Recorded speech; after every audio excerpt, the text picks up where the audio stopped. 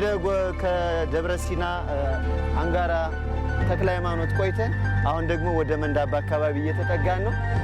አሳብ ላሻለው ካናዳ ነው ቤቴ ኢትዮጵያ ሰላም ባንዲራ ሰላም ውቢቷ ባህር ዳር ክበብሽን ይዘሽ ወደብሽን ይዘሽ አዲሲቷ ጎንደር ጎርጎር አንዲነሽ ፏ አቤት አቤት እንዲህ ለማለት ያብቃን ጌታ።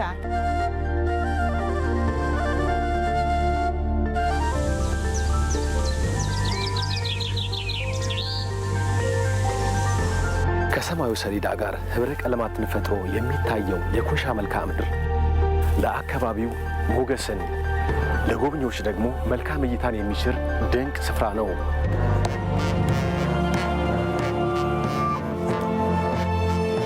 ታና ዳውሮን አንድ ላይ ብትወስደው 8000 ኪሎ ሜትር ስኩዌር አይደርስም። በዛ ውስጥ ሰው፣ ተፈጥሮ፣ አንበሳ፣ ጎሽ፣ ዝሆን አብሮት ተስማምቶ የሚኖርበት አካባቢ ነው።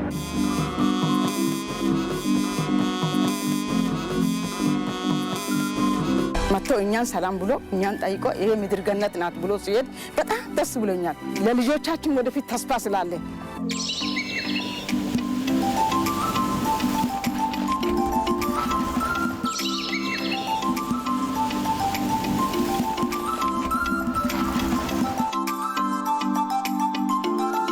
ሁለት ሺህ 2 ስኩዌር ኪሎ ሜትር በሚሸፍነው የማዜ ብሔራዊ ፓርክ አቅራቢያ እንግዲህ የሃሎ ብልቦ የፍል ውሃ ምንጮች ይገኛሉ።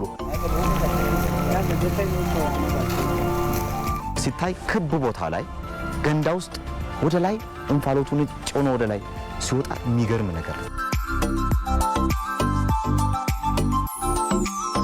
ሲንመጣ ደግሞ በቆሎ እንይዛለን፣ ድንች እንይዛለን፣ አምጥተን እዚህ ቀቅለን በልተን ነው የምንሄደው።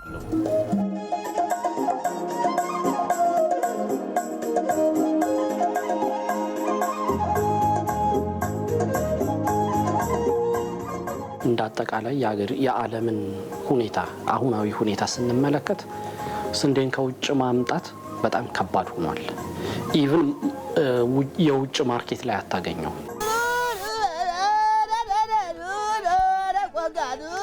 በመጀመሪያ ላይ በጣም ችላ ባይነት ነበር። ስንዴ እንዴት በበጋ ይሆናል የሚል አመለካከት አይደለም አርሶ አደር ባለሙያ ጋር ነበር።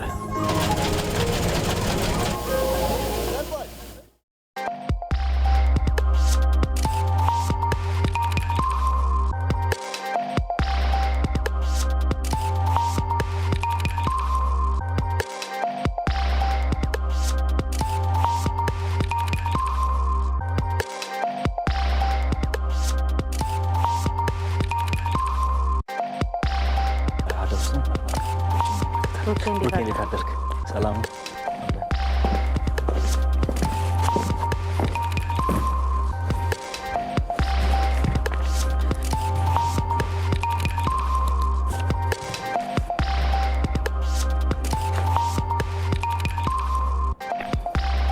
ጤና ይስጥልን እንደምናድራችኋል የተወደዳችሁ ተመልካቾቻችን። የሮብ ማለዳ የጤና ይስጥልን ፕሮግራማችን ይኸው ጀምሯል። ዛሬም እንግዲህ እንደተለመደው ሁሉ የቢዝነስ፣ የስፖርት እንዲሁም ማህበራዊ ሚዲያ ቅኝት ከዛም በተጨማሪ ደግሞ በሀገር ውስጥ ጉዳዮች እንግዳዎች ጋብዘን እየተጨዋወትን አብረንባቸው የምንቆይባቸውን ፕሮግራሞች አሰናድተን ይዘንላችሁ ቀርበናል። እንድትከታተሉ ከወዲሁ በአክብሮት ጋበዝን። አይዳ ከበደና ምስክር ስናፍቅ ጉዳዮቹን ወደ እናንተ በማድረስ ዳይሬክተራችን ገዛኸኝ አብሮን ደግሞ እስከ 2 ሰዓት ከ30 ከቀጥታ ስርጭት የስቱዲዮ ባለሙያዎቻችን ጋር በመሆን በጥራት ይህ የጤና ይስጥልኝ ኢትዮጵያ ወደ እናንተ እንዲደርስ እናደርጋለን። አብራችሁን እንድትቆዩ በአክብሮት እንጋብዛለን። የጤና ይስጥልኝ ኢትዮጵያ ጉዳዮችን ለመከታተል ያመቻችሁ ዘንድ ዋና ዋና ጉዳዮችን አስተዋውቃችሁ። የፌዴራል ፍርድ ቤቶች ከነሐሴ 1 እስከ 30 ቀን 2014 ዓ.ም መደበኛ የዳኝነት አገልግሎታቸውን መስጠት እንደሚቀጥሉ የፌዴራል ጠቅላይ ፍርድ ቤት አስታውቋል። በዚህ ጉዳይ ላይ እንግዳም ጋብዘን ቆይታ የምናደርግ ይሆናል። በሌላኛው ርዕሰ ጉዳያችን በኦሮሚያ ክልል የገላን ከተማ ወጣቶች እያከናወኑት ባለው የበጎ ፍቃድ ስራ ህብረተሰቡን ተጠቃሚ እያደረጉ ስለመሆኑ ተነግሯል። ይህንን እንመለከታለን። ሌላኛው ጉዳያችን ደግሞ ወደ ውጭ ያመራናል። በብራዚል ከጭንቅላታቸው ተጣብቀው የተወለዱ መንታ ህጻናት 100 የህክምና ባለሙያዎች በተሳተፉባቸው በ7 ቀዶ ህክምናዎች ተለያይተዋል ይነናል። በዕለቱም በታሪክ መሰናዷችን ኢራቅ ጎረቤት የሆነችው ኩዌትን ላይ ወረራ የፈጸመችው ልክ የዛሬ 32 ዓመት በዛሬው ቀን ነበረ። እንመለከተዋለን። እኔንና መሰል ጉዳዮችን ወደ እናንተ እያደረስን አብረናችሁ የምንቆይ ይሆናል። በቅድሚያ አጫጭር ዜናዎችን ወደ እናንተ እናደርሳለን። ለአጫጭር ዜናዎቹ ደግሞ ብሩት በሰዓቱ ስቱዲዮ ተገኝቷል። እንዴት አድራል? እንዴት አድራችኋል? ጤና ይስጥልኝ። ጤና ይስጥልን። መልካም፣ ወደ መረጃዎቻችን እንለፍ። መቀጠል ትችላለህ። መልካም፣ አመሰግናለሁ። ጤና ይስጥልን ተመልካቾቻችን፣ የጤና ይስጥልኝ ኢትዮጵያ የአንድ ሰዓት አጫጭር ዜናዎችን አሰማችኋለሁ። ብሩክ ተስፋዬ ነኝ። የፕላንና ልማት ሚኒስቴር ከተጠሪ ተቋማት አመራሮችና ሰራተኞች ጋር በመሆን አራተኛውን የአረንጓዴ አሻራ ሀገራዊ መርሃ ግብርን አከናወኑ። መርሃ ግብሩ በእንጦጦ ፓርክ ነው የተከናወነው። የፕላንና ልማት ሚኒስትሯ ዶክተር ፍጹም አሰፋ ሁሉም የተቋሙ አመራሮችና ሰራተኞች ሀገሪቱ የወጠነችውን የአረንጓዴ ልማት መርሃ ግብር ለማሳካት የበኩላቸውን እንዲወጡ ጥሪ አስተላልፈዋል። ተቋሙ ከተጠሪ ተቋማት ጋር በ2014 ዓ.ም የክረምት የአረንጓዴ አሻራ መርሃ ግብር 45,000 ችግኞችን ለመትከል አቅዷል።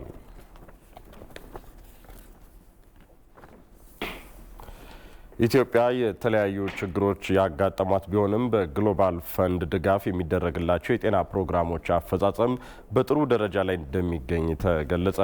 የግሎባል ፈንድ አፈጻጸምና ትግበራን በተመለከተ ከስዊዘርላንድ ከመጡ ከፍተኛ የተቋሙ አባላት ጋር ውይይት ተደርጓል። የግሎባል ፈንድ ፕሮግራሞችና የኮቪድ መከላከል ስራዎች መልካም ውጤት ያስገኙ መሆናቸውን የጤና ሚኒስትር ዶክተር ሊያ ታደሰ ጠቅሰው የውጭ ምንዛሪ አለመረጋጋትና ግጭት የግሎባል ፈንድ አፈጻጸምና ትግበራ ላይ ያጋጠሙ ችግሮች ናቸው ብለዋል። ያጋጠሙ የአቅርቦት ችግሮችን መቅረፍ እንደሚገባ የጤና ሚኒስትሯ ዶክተር ሊያ ታደሰ ተናግረዋል። የሃይ ኢምፓክት አፍሪካ ሄድ ኦፍ ዲፓርትመንትና የግሎባል ፈንድ ልዑክ መሪ ሊንደን ሞሪሰን ኢትዮጵያ በተለያዩ ችግሮች ውስጥ ሆና በግሎባል ፈንድ ድጋፍ የሚደረግላቸው የጤና ፕሮግራሞች አፈጻጸም በጥሩ ሁኔታ ላይ በመገኘታቸው አድናቆታቸውን ገልጸዋል። የግሎባል ፈንድ ሪፖርት በጤና ጥበቃ የትግበራ እቅድ ውስጥ እንደሚካተትም ተገልጿል። መረጃውን ከጤና ሚኒስቴር ነው ያገኘ ነው።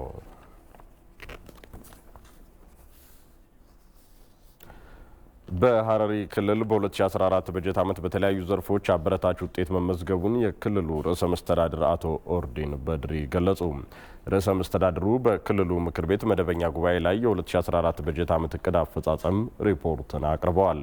ርዕሰ መስተዳድር አቶ ኦርዲን በድሪ በሪፖርታቸው በዓመቱ 1 ቢሊዮን 65 ሚሊዮን ብር ገቢ ለመሰብሰብ ታቅዶ ከ1.1 ቢሊዮን ብር በላይ ገቢ መሰብሰቡን ገልጸዋል።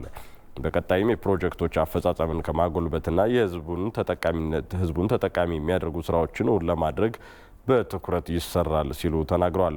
በታቀደላቸው የጊዜ ገደብ ከማጠናቀቅና የተጠናቀቁትን ፕሮጀክቶችንም ወደ ስራ ከማስገባት አንጻር የታዩ ክፍተቶችን ለመቅረፍ በትኩረት ይሰራል ብለዋል። ከህገ ወጥ ግንባታ፣ የመሬት ወረራ ጋር በተያያዘ የሚስተዋሉ ችግሮችን ለመቅረፍም መረጃና ማስረጃን በማደራጀት የህግ ማስከበር ስራ በቁርጠኝነት እንደሚሰራም ጠቁመዋል። የህብረተሰቡን የኑሮ ውድነት ጫናን ለመቀነስ በተለይም መሰረታዊ ምግብ ሸቀጦች አቅርቦትን በማሳደግ የከተማ ግብርናን በማስፋት እንዲሁም የክትትልና ቁጥጥር ስራዎችን የማጠናከር ስራዎች ይሰራሉ ሲሉ መናገራቸውን የክልሉ የመንግስት ኮሚኒኬሽን ዘግቧል።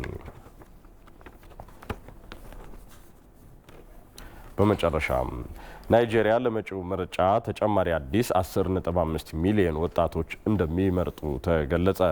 የሀገሪቱ የምርጫ ኤጀንሲ እንደገለጸው ከዚህ ቀደም በሀገሪቱ ፕሬዝደንታዊ ምርጫ ላይ የወጣቶች የመራጭነት ተሳትፎ አነስተኛ መሆኑንም አስታውቋል።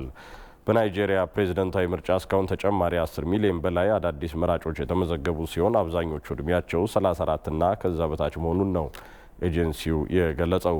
ከዚህ ቀደም በናይጄሪያ የዜጎች የመምረጥ ባህል ዝቅተኛ መሆኑን የዘገበው አልጀዚራ አሁን ላይ በሀገሪቱ የሚስተዋለው የኢኮኖሚ ቀውስና ባለ ሁለት አሃዝ የዋጋ ግሽበት እንዲሻሻል ከሌላው ጊዜ በተሻለ መራጮች መመዝገባቸውን ዘግቧል። በመጪው ዓመት የካቲት ወር በሚካሄደው የናይጄሪያ ፕሬዝደንታዊ ምርጫ ከገዢው ፓርቲ ቦላ ቲምቦዋና የተቃዋሚው ፓርቲ ደግሞ አቲኩ አቡበከር መካከል መሆኑ ተገልጿል።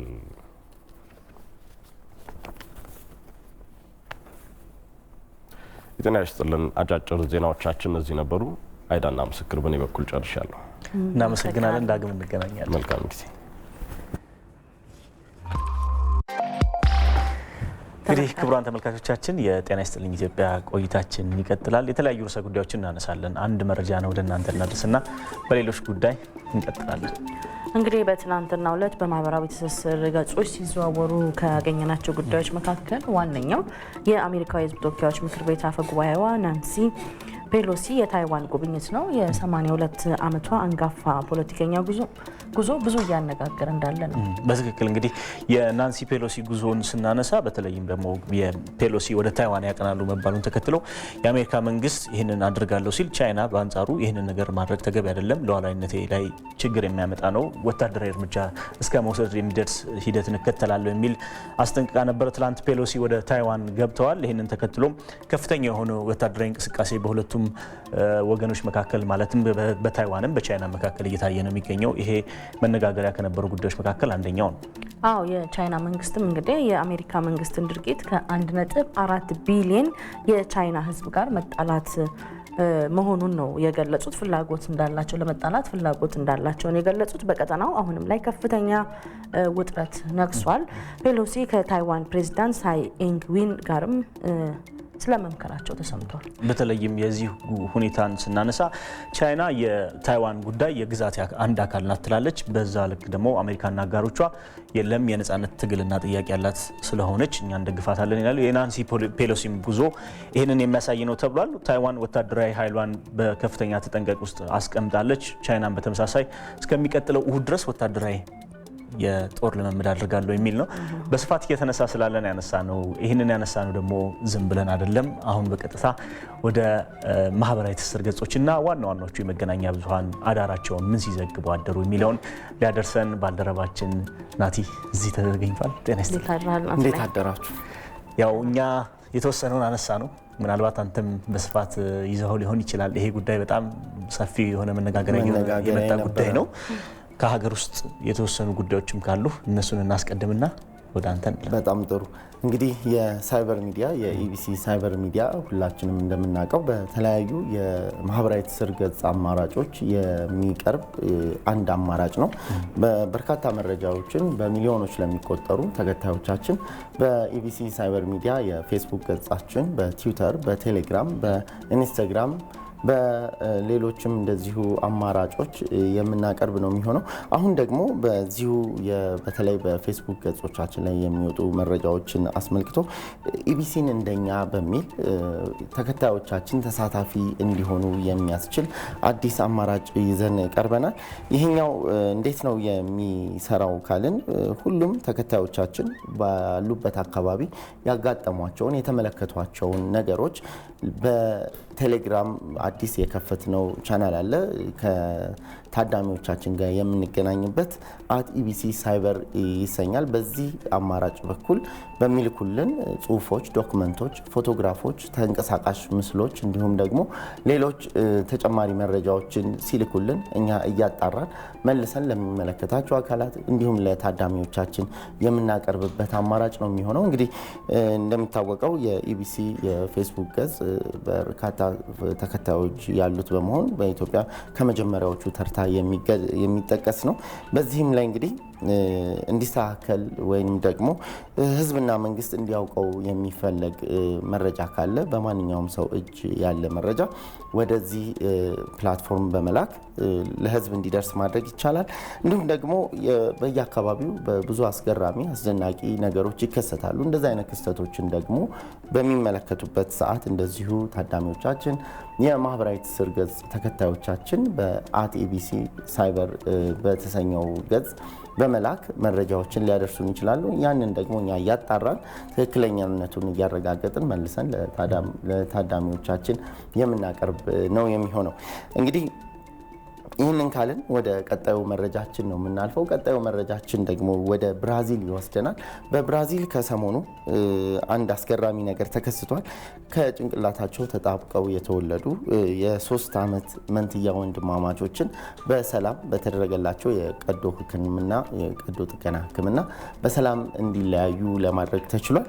እንግዲህ ይህ የቀዶ ጥገና ሕክምናው 27 ሰዓትን የፈጀ ከዛም በላይ ከ100 በላይ የሚሆኑ የሕክምና ባለሙያዎችን ደግሞ እንደዚሁ ያሳተፈ ስርዓት ነበረ። እንግዲህ በሪዮ ዴ ጄኔሮ ነው በብራዚል የቀዶ ሕክምናው የተካሄደው። ከዛ ባሻገር ቴክኖሎጂን በመጠቀም የኮሚኒኬሽን ቴክኖሎጂዎችን በመጠቀም በተለያዩ አገራት የሚገኙ ባለሙያዎች በዚህ የቀዶ ጥገና ሂደት ላይ መሳተፋቸውም ነው የተገለጸው። የብሪታንያ የመስኩ የሕክምና ጠበብቶችም ለዚሁ ቀዶ ጥገና ስኬታማነት የበኩላቸውን እንደ አበረከቱ ነው እየተገለጸ የነበረው። እንግዲህ እነዚህ ለ3 ዓመታት ያክል ከተወለዱ ጊዜ ጀምሮ ጭንቅላታቸው ተጣብቆ ነበር። በምስሉ ላይ እንደምትመለከቱት ቀዶ ጥገና ሕክምናው ከተጠናቀቀ በኋላ ህጻናቱ ፊት ለፊት ለመጀመሪያ ጊዜ አይን ላይን መታየት መቻላቸው ከተዘገበ በኋላ በጣም በርካቶች በማህበራዊ ትስስር ገጾች ላይም እንደዚሁ መልእክቶችን ያስተላልፉበት ደስታቸውንም የገለጹበት ነበረ። እንግዲህ ለ3 ዓመታት ያክል በጣም አስቸጋሪ በሆነ ሁኔታ ነው አንደኛው ፊቱ ወደ ግራ አንደኛው ወደ ቀኝ ሆኖ ነበር የተጣበቁትና ለእንቅስቃሴም አመቺ ባልሆነ ሁኔታ ውስጥ ቆይተው የነበሩ ህጻናት ናቸው። ይህ የቀዶ ሕክምና እንግዲህ በተሳካ ሁኔታ ከተጠናቀቀ በኋላ ህጻናቱ ዳግም አይን ላይን ለመታየት የበቁበት ሁኔታ መኖሩ እንደዚሁ በርካቶች ከተነጋገሩባቸው መረጃዎች አንዱ ነው። ወደ ቀጣዩ መረጃችን ስናልፍ ደግሞ እንግዲህ ወቅቱ ክረምት ነው። በሀገራችን የጎርፍ አደጋዎች የተለያዩ አካባቢዎች ተከስተው በመዲናችን አዲስ አበባ ለሰው ህይወት መጥፋትን ምክንያት ሲሆን ሲታይ ቆይቷል። በሞሪታኒያ ደግሞ እንደዚሁ አንድ ታዳጊ 11 ዓመት ታዳጊ ወንዝ ውስጥ ከጓደኞቹ ጋር ለመዋኘት ከገባ በኋላ የደራሽ ውሃ በመምጣቱ ምክንያት ከወንዝ ውስጥ ለመውጣት ተቸግሮ ነበረ። ለ23 ሰዓታት ያክል በወንዙ እንደምታዩት በግድቡ አካፋይ ላይ በሚገኝ ኮንክሪት ላይ ለ23 ሰዓታት ያክል ተንጠላጥሎ መጠበቅ ግዴታ ሆኖበት ነበረ። ነገር ግን የዚህ ልጅ ምስል በማህበራዊ ትስስር ገጾች ላይ ከተለቀቀ በኋላ በጣም በርካቶች ከተቀባበሉት በኋላ የሀገሪቱ መንግስትም ልጁ ያለበት አካባቢ ላይ ከ23 ሰዓታት ጥበቃ በኋላ ሄሊኮፕተር እንዲደርስና በሰላም ከጎርፍ ውስጥ ከውሃ ውስጥ እንዲወጣም ያስቻለ ነገር ነበር። እንደምትመለከቱት እንግዲህ ውሃው በጣም ኃይለኛ ጉልበት ያለው ነው። የክረምት ውሃም እንደሆነ ያስታውቃልና በዚህ ውስጥ ይህ ታዳጊ ለ23 በጣም የተለየ በተለይ እዛ ኮንክሪቱ ላይ ለረጅም ሰዓት ተቀምጦ የሚያሳየው ምስል በተለያዩ የማህበራዊ ትስስር ገጾች ላይ በስፋት ሲዘዋወር ነበርና ምናልባት የልጁ ራሱ ለሌላ ውሳኔ አለመቸኮል ህይወቱን እንዲተርፍ አድርጎታል የሚሉ ሰዎች ነበሩ። በተለይ 23 ሰዓት ድካም አለው፣ እንቅልፍ አለ። በተለይ ወንዙ አልቀነሰም። ያንን ለማለፍ ሌላ እርምጃ መዝለል ወይ ወደ ወንዙ መግባት ቢወስድ ህይወቱ ላይ ተርፍ የሚችልበት አጋጣሚ ነበር። ግን በጽናት 23 ሰዓት ጠብቆ ህይወቱን ማትረፍ ችሏል። በትክክል በአካባቢው የነበሩ ነዋሪዎች እንዲሁም ወላጆችም ጭምር ከጎኑ ሆነው ሲያበረታቱት እንደነበረም በምስሉ በተለያዩ ማህበራዊ ትስስር ገጾች ላይ ሲዘዋወር ነበር። እንግዲህ አንደኛው ምሳሌ ነው። ማህበራዊ ትስስር ገጾችን ለበጎ ዓላማ መጠቀም እንደዚህ አይነት ድምጻቸው ያልተሰማ ህይወታቸውም ሊድን የሚችል ሰዎችን ለመደጋገፍ ለመደራረስ የሚያስችል አማራጭም እንደሆነ የሚያሳየን ነው። እንግዲህ ይህንን ካልን ወደ መጨረሻው መረጃ ነው ማልፈው። የመጨረሻው መረጃ እናንተም ቅድም ስታነሱት እንደነበረው ናንሲ ፔሎሲ ታይዋን መግባታቸውን የተመለከተው መረጃ ነው። እንግዲህ የአሜሪካ የህዝብ ተወካዮች ምክር ቤት አፈ ጉባኤ የሆኑት ናንሲ ፔሎሲ በትናንትናው ምሽት ነበረ ወደ ታይዋን የገቡት። እንግዲህ ታይዋን ሲገቡ በርካታ የሚዲያዎች በተለያዩ አማራጮቻቸው ላይ በብሬኪንግ ኒውስ ነበር ሲዘግቡት የነበረው። ናንሲ ፔሎሲ ታይዋን ገብተዋል እያሉ ሲዘግቡ የነበረው እንግዲህ ይህ በቻይናና በታይዋን መካከል ያለውን ፍጥጫ እንዲሁም ደግሞ በምዕራባውያኑ ሀገራት አሜሪካን ጨምሮ እንዲሁም ቻይና መካከል ያለውን ፍጥጫም እንደዚሁ ውጥረት ያነገሰ እንደሆነ ነው እናንተም ስታነሱ የነበረው። የተለያዩ ማህበራዊ ትስስር ገጾችም ሚዲያዎችም ሲዘግቡ የነበረው እንግዲህ የአሜሪካን የቻይናን ዛቻ ወደ ጎን በማለት ከ25 ዓመታት በኋላ ለመጀመሪያ ጊዜ ታይዋንን የጎበኙ ከፍተኛ የአሜሪካ የመንግስት ባለስልጣን እንደሆኑም ነው ሲገለጽ የነበረው። እንግዲህ ታይዋን ከ23 ሚሊዮን በላይ ነዋሪዎች ያሏት ደሴታማ የቻይና ክፍል እንደሆነች ነው የዩናይትድ ኔሽንም ሪኮግናይዝ ያደረጋት ሀገር አይደለችም። እንደ ሀገር የተቀበላት ሀገር አይደለችም። ወደ 13 የሚሆኑ የዓለማችን ሀገራት ናቸው ለታይዋን እስካሁን እውቅና የሰጡትና እንግዲህ ይህን ሁሉ ሁሉ ነገሮች በማለፍ ናንሲ ፔሎሲ ታይዋን ገብተዋል። ውጥረቱ እየሰፋ እንደሆነም እየታየን ነው፣ እኛም እየታዘብን ነበረ። ከዛ ባሻገር እንግዲህ በማህበራዊ ትስስር ገጾች ላይ ይህ ነገር ወደ ሶስተኛ ዓለም ጦርነት ያመራ ይሆን ወይ፣ ማን ነው ወደ ባሰ ችግር ውስጥስ ያስገባን ይሆን ወይ የሚለውን ነገር እንደዚሁ የበርካቶች ጥያቄ ሆኗል። ታይዋንም በበኩሏ የጦሯን በተጠንቀቅ እንዲጠባበቅ፣ ቻይናም እንደዚሁ በቀጣይ ቀናት ቅድም አንተም ስታነሳ እንደነበረው ለጦር ልምምዶች ወደ ታይዋን አቅጣጫ የጀቶቻቸውም ገብተው እንደነበረ እንደዚሁ ሲቲጂቴን ሲዘግብ ነበረ። በታይዋን የአየር ክልል ውስጥ የቻይና ጀቶች ገብተው እንደዚሁ አሰሳ ማድረጋቸውን የሚያመለክት መረጃም የወጣበት ነበር። እንግዲህ ለዛሬ ጤና ይስጥልኝ ያስኳቸው መረጃዎች ይህን ይመስላሉ። በጣም ነው የምናመሰግነው። መልካም ቀን ይሁንልህ። መልካም ቀን።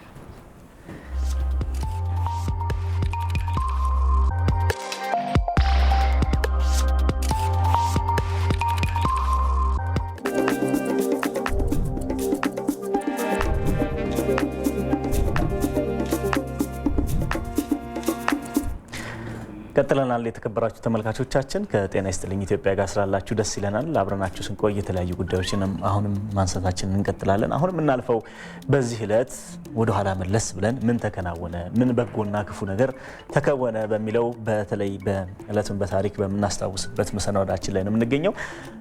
ወደ ኢራቅ ነው የምናመራው። ኢራቅ ጎረቤቷ የሆነችው ኩዌት ላይ ወረራ ከፈጸመች 32 ዓመታት ተቆጥረዋል። ልክ በዛሬው ዕለት ነበረ ይህንን ወረራ የፈጸመችው። በወረራም ለ7 ወር ያክል በዚያ ቆይታ ነበረ።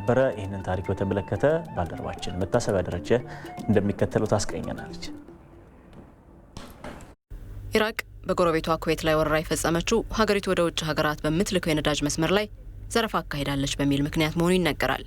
በሌላ በኩል ደግሞ በኢራቅ ኢራን ጦርነት ኢራቅ ከኩዌት የተበደረችውን 14 ቢሊዮን ዶላር መመለስ ባለመቻሏ ስለመሆኑም ይነሳል። በሌላ በኩል ደግሞ ኢራቅ ኩዌትን ለመውረር አስቀድማ ዝግጅት አድርጋለች የሚሉ ሀሳቦችም ይነሳሉ።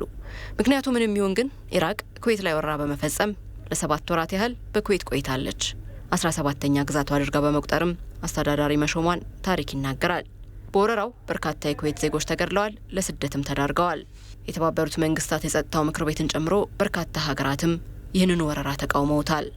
በአሜሪካ የሚመራው ጥምር ኃይል በኢራቅ ላይ ጥቃት በመፈጸም ኢራቅ ኩዌትን ለቃ እንድትወጣ ያደረገ ሲሆን ኢራቅ ለ1 ዓመት ያህል በወረራ የያዘችውን የኩዌት ግዛትም ለቃ ለመውጣት ስለመገደዷ ታሪክ ያስታውሳል።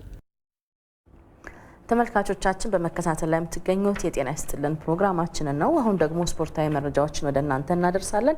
ለስፖርታዊ መረጃዎች ደግሞ በረከት አለባቸው እዚህ ስቱዲዮ ተገኝቷል። እንዴት አልካል በረከት? እንደምን አደራችሁ? አይዳና ምስክር ደህና። ምን አዲስ ነገር አለ እስቲ በስፖርቱ ዙሪያ? በዓለም ከ20 ዓመት በታች አትሌቲክስ ሻምፒዮን የሚሳተፈው የኢትዮጵያ ልዑካን ቡድን በ800 ሜትር ማጣሪያ ወደ ቀጣዩ ዙር ማለፉ ታውቋል። በርካታ የማጣሪያ ውድድሮች ይደረጋሉ። ዛሬ ማምሾንም የኢትዮጵያ እግር ኳስ ፌዴሬሽን የስራ አስፈጻሚና የፕሬዚዳንት ውድድር ላይ የሚሳተፉ እጩዎቹን ትላንት ይፋ አድርጓል። አዳዲስ ፊቶችን ሰምተናል። በፖለቲካ ለምናውቃቸው አቶ መላኩ ፋንታም እንደዚሁ በፌዴሬሽን ፕሬዚዳንትነት ለመወዳደር ስማቸው እየተነሳ ይገኛል። እነዚህና ሌሎች መረጃዎች ይኖራሉ። ጥሩ፣ መቀጠል ትችላለህ።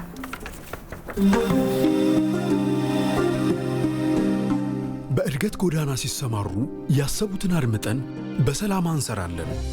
ለሁላችን የተመቸ አማራጭን አሰናዳን። እንደ ወዳጅ ልንጋራ ስራውን ስራችን ብለን ያሰቡትን በእውን ያዩታል። በዋዲያ አደራ ያስቀምጡ። በሐሳብ ያሰፈሩት ስኬት ብለው ያስቀመጡት ጉልበት ጊዜውን የሰጡት ስራውም አድሮ ይሳካል። የደከሙበት ያፈራል፣ የተለሙትም ይሳካል።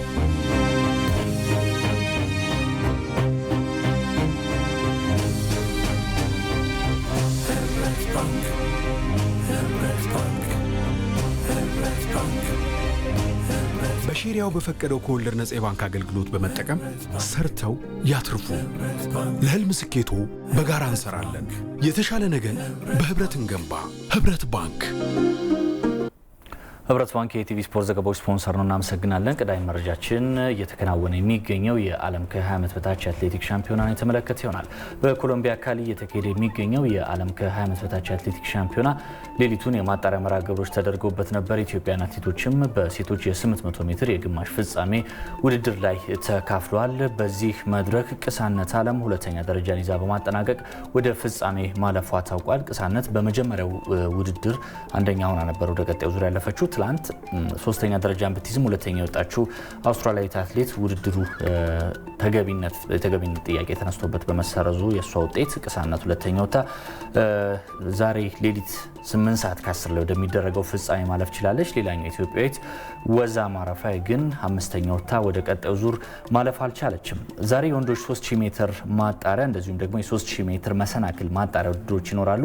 የሴቶች 1500 ሜትር ፍጻሜ እንደዚሁም ደግሞ ቀደም ሲል እንደጠቀስኩት የ800 ሜትር የሴቶች የፍጻሜ ውድድሮችም ሌሊቱን የሚጠበቁ መርሃ ግብሮች ናቸው።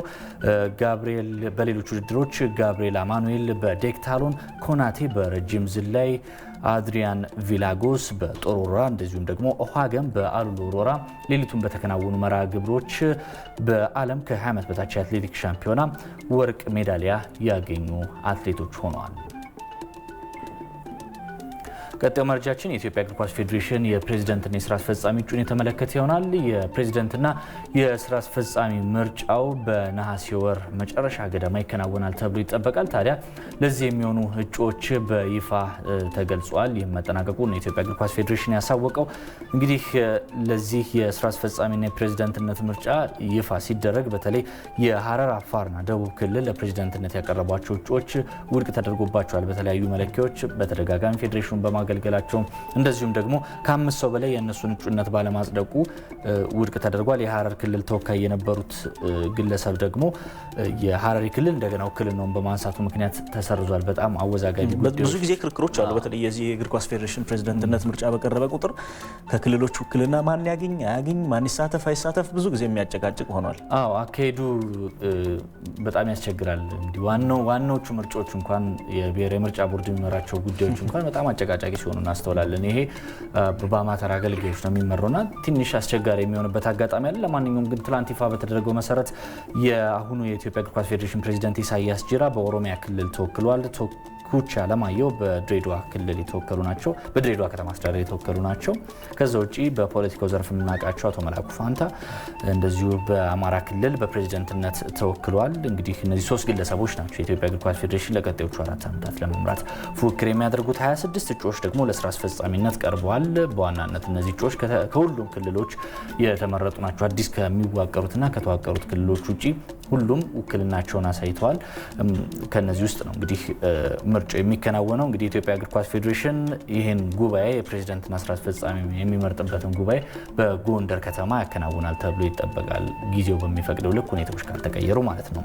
ቀጣይ መረጃችን እንደዚሁ የኢትዮጵያ እግር ኳስ ላይ ቆይታውን አድርጎ የቤት ኪንግ ፕሪሚየር ሊግን የተመለከተ ይሆናል። ተመልካቾች የ2015 የውድድር ዘመን 15 ሳምንታት መርሃ ግብሮች ትላንት ይፋ ተደርገዋል። የውድድር ዓመቱ ኮከብ ተጫዋች ጋቶች ፓኖም እና የኢትዮጵያ ተጫዋቾች ፕሮፌሽናል ማህበር ስራ አስኪያጅ በተገኙበት ነው ይሄ የተከናወነው። በዚህ ወቅት እንግዲህ የሊግ ኮሚቴው የውድድርና ስነስርዓት ኮሚቴ ሰብሳቢ ዶክተር ወገኔው አልተንጉስ በቀጣይ ቀናት በተለይ የስቴዲየም መጫወቾቹና የውድድር መካሄጃ ቀኖቹ ይፋ ይደረጋሉ ተብሎ ይታሰባል። የተለያዩ ማጣሪያ ውድድሮች አሉ። የአፍሪካ ዋንጫ፣ የቻን አፍሪካ ዋንጫ ማጣሪያዎች አሉበት የኢትዮጵያ ብሔራዊ ቡድንና እሱን ታሳቢ ተደርጎ መርሃ ግብሩ ይወጣል ተብሎ ነው የሚታሰበው። ለስቴዲየም ጥራት እንደዚሁም ደግሞ በ2014 ዓ.ም ያልተተገበሩ ጉዳዮች ላይ በደንብ ትኩረት እንሰጣለን ብሏል ሊግ ካምፓኒው። ለማንኛውም ግን በመጀመሪያው ሳምንት ሻምፒዮኑ ቅዱስ ጊዮርጊስ ከአዲስ አዳጊው ኢትዮጵያ መድን ጋር ይጫወታል። ሁለተኛ ደረጃ የወጣው ፋሲል ከተማ ከአዳማ ከተማ ጋር ይጫወታል። ቅዱስ ጊዮርጊስና ፋሲል ከተማ በአፍሪካ መድረክ የኢትዮጵያን የሚወክሉ ይሆናል። ይህንንም ታሳቢ የሚያደርግ መርሃ ግብር ነው የሚወጣው። አዲስ አዳጊ ኢትዮ ኤሌክትሪክ ከባህር ዳር ከተማ፣ ሌላኛው አዲስ አዳጊ ለገጣፎ ለገዳዲ ከሐዋሳ ጋር ይገናኛል። ኢትዮጵያ ቡናና ወላይታ ድቻም የሚያደርጉት ጨዋታ በሳምንቱ ከሚጠበቁት ውስጥ ተጠቃሽ ናቸው። የዝውውር መረጃዎችና ሳም ኦኪኪያ ፎላቢ ወዴት ክለብ ያመራ እንደሚያመራ ተገምቶ ወደ ሶሪያ ተጉዟል። በጣም ከባድ ነው። ሶሪያ እንግዲህ ላለፉት ዓመታት እያለፈችበት ያለው መንገድና ምናልባት የሊጉ ደረጃ እኔ የምጠራጠረው ነው የሊጉ ደረጃ ከኢትዮጵያ የሊግ ደረጃ ጋር ሳነጻጽረው እኔ የተሻለ ነው ብዬ አልወስድም። ብዙ አስቸጋሪ ሁኔታዎች ባሉበት መድረክ ለመጫወት ኦኪኪ ውሳኔው አሳልፎ ወደ ሶሪያ ማምራቱን ሶከር ኢትዮጵያ ዘግቧል። እንግዲህ ከዚህ በፊት ሌላኛው አጥቂ ሙጂብ ቃሲም እንደገና ፋሲልን ከተቀላቀለ በኋላ ከክለቡ ጋር መለየቱ ይፋ ሆኗልና ፋሲል ከተማ በጣም ያጥቂ አማራጭ ችግር ውስጥ ሊገባ ይችላል ተብሎ ይጠበቃል። በአማካይ በኩል ግን ሰመገናኖቹን ሱራፌልን እንደዚሁም ደግሞ ሽመክት ሌሎቹን የነይሁን ኮንትራት ካራዘመ በኋላ ትላንትም በክለቡ ጥሩ እንቅስቃሴ የሚያደርገውን የሀብታሙን ውል ማደሱ ተሰምቷል። ሀዲያ ሆሳዕና እንዳለ ደባልቄና አክሊሉ አለልኝን አስፈርሟል። ለገጣፎ ለገዳዲ ደግሞ አንተነህ ናዶና ግብ ጠባቂውን ሚኪያስ ዶጂን ማስፈረሙን ሶከር ኢትዮጵያ ዘግቧል። የኢትዮጵያ ፕሪሚየር ሊግ የዝውውር ገበያ በደንብ ጠንከር ባለ ሁኔታ እየሄደ ነው። ብዙ ክለቦች 10 ምናምን ተጫዋቾችን ነው የሚያስፈርሙት እንደ አዲስ መገንባት ብለው አዲስ ፈርሶ የሚሰራ አሰልጣኞችም ብዙዎች ይቀያየራሉና በቀጣይ ዓመት ራሳቸውን ለማጠናከር በርካታ ዝውውሮችን አድርገዋል። ወደ ውጭ መረጃዎች ስናልፍ ተመልካቾች የአውሮፓ ቻምፒየንስ ሊግ የቅድመ ማጣሪያ መርሃ ግብሮች እየተከናወኑ ይገኛሉ። ትላንት ተጠባቂ ጨዋታዎች ነበሩ። ሞናኮና ፒኤስቪ አይንዶቨን ያደረጉት ጨዋታ በአንዳቸው ውጤት ተጠናቋል። ሬንጀርስ ግን ሳይጠበቅ በዩኒየን 2-0 ተሸንፏል። ይህ የስኮትላንድ ክለብ ብዙ ጊዜ በአውሮፓ ሊግ መድረኮች ላይ ነው ጥሩ እንቅስቃሴን የሚያደርገው። የአሁኑ ሽንፈቱም በቀጣይ በመልሱ ጨዋታ ራሱን የማያስተካክል ከሆነ ወደዛው መድረክ የሚጓዝ ይሆናል። እንግዲህ በሌሎች መርሃ ግብሮች ሼርፍ በፕሌዘን 2-1 ተሸንፏል። ቤኔፊካ ደግሞ ሚቲላንድን 4-1 አሸንፏል። ዛግሬቭ እንደዚሁ ደግሞ ሉዶጎሬትስን 2-1 ያሸነፈበት መርሃ ግብር ትላንት ከተከናወኑ የቻምፒየንስ ሊጉ የቅድመ ማጣሪያ ጨዋታዎች ውስጥ ተጠቃሽ ናቸው። ወደ መጨረሻ መረጃችን ስናልፍ የአውሮፓውያኑ የውድድር ጊዜ ሊጀመር ጥቂት ጊዜያት ቀርቶታል። ለዛ የሚሆን ክለቦች ራሳቸውን እያጠናከሩ ነው። ለማንኛውም የዝውውር መረጃዎች አሉ። በርከት ያሉ የዝውውር መረጃዎች የተጠናቀቁትን ለመጥቀስ ያክል ግን ሊቨርፑል ከዲየጎ ዦታ ጋር እስከ 2027 ድረስ የሚያቆየውን የውል ማራዘሚያ ኮንትራት ፈርሟል። ሌኖ ደግሞ ከአርሰናል ፉልሃምን በ8 ሚሊዮን ፓውንድ ተቀላቅሏል። 3 ዓመታትን ለሚቆይ ኮንትራት ማለት ነው። ቼልሲ የአስቶን ቪላን አማካኝ ለማስፈረም ስምምነት ላይ ደርሷል። ቲሞ ቬርነርን ግን ለላይፕዚግ አሳልፈው ለመስጠት እንቅስቃሴ እያደረገ ነው የሚገኘው። ሌስተር ሲቲ በዝውውሩ በደንብ እየተንቀሳቀሰ አይገኝም። ጥሩ የሚባለውን አማካኝ ማዲሰንን ለኒውካስል ዩናይትድ አሳልፈው ሊሰጥ ይችላል ተብሎ ይገመታል። በሳውዲ አረቢያ ባለሀብቶች ከተያዘ በኋላ ኒውካስል የገንዘብ ችግር የለበትምና በርካቶችን ለማዞር እንቅስቃሴ እያደረገ ነው። ማዲሰን የዚህ አንድ አካል ይሆናል ተብሎ ነው የሚገመተው። ተመልካቾች ከጤና ይስጥልኝ ኢትዮጵያ ወደ እናንተ የደረሱት አጫጭር የማንዴ ስፖርት መረጃዎቻችን ተጠናቋል። ጥሩ ቀን ይሁንላችሁ። ከደህና ምስክር አመሰግናለሁ። በጣም ነው እናመሰግነው። በረከት በጣም ቀን በረከት።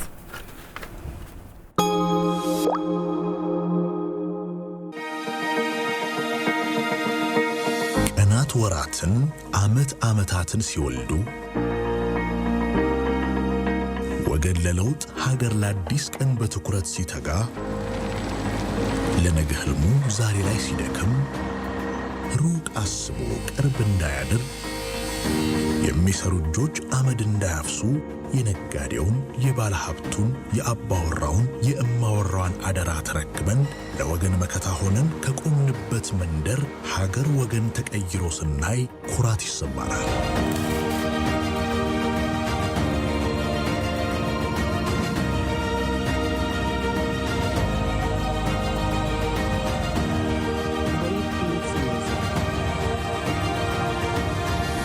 ሲያልፉ ሀገር በሥራ እኛ በዋስትና አስተማማኝ አጋሮ የኢትዮጵያ መድን ድርጅት።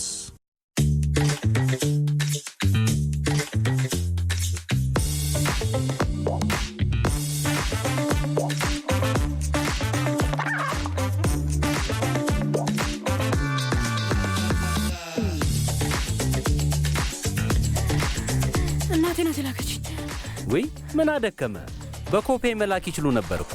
ማንኛውም አማራጭ ኮፔ ብርን አይቀድመውም። የኦሮሚያ ህብረት ሥራ ባንክ ለላቀ ለውጥ የቆመ።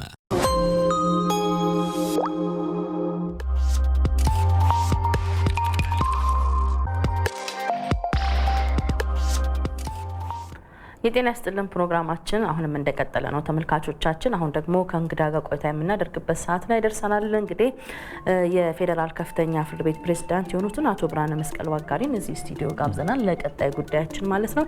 በማለዳ እዚህ ድረስ ስለተገኙ እጅግ በጣም እናመሰግኖታለን። እኔም አመሰግናለሁ። እንግዲህ ከእርሳቸው ጋር ቆይታ ከማድረጋችን አስቀድመን ግን አንድ መረጃን ወደ ተመልካቾቻችን እናደርሳለን። አዎ፣ ከዚሁ ጋር በተያያዘ ያለንን መረጃ በቅድሚያ እናደርሳቸዋለን። ከዛ በኋላ ከእንግዳችን ጋር በስፋት የምንጨዋወት ይሆናል። እንግዲህ የፌዴራል ፍርድ ቤቶች ከነሐሴ 1 እስከ 30 ቀን 2014 ዓ.ም መደበኛ የዳኝነት አገልግሎታቸውን መስጠት እንደሚቀጥሉ የፌዴራል ጠቅላይ ፍርድ ቤት አስታውቋል።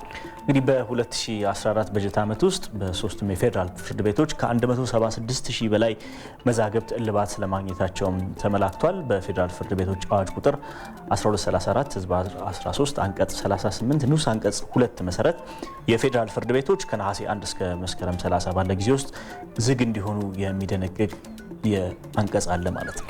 አዎ፣ በዚህ ጊዜ ውስጥ እንግዲህ ዳኞች ባላቸው የትርፍ ጊዜ አስቸኳይ የሆኑ ጉዳዮችን ብቻ ሊያስተናግዱ እንደሚገባም ነው አዋጁ የሚያስቀምጠው።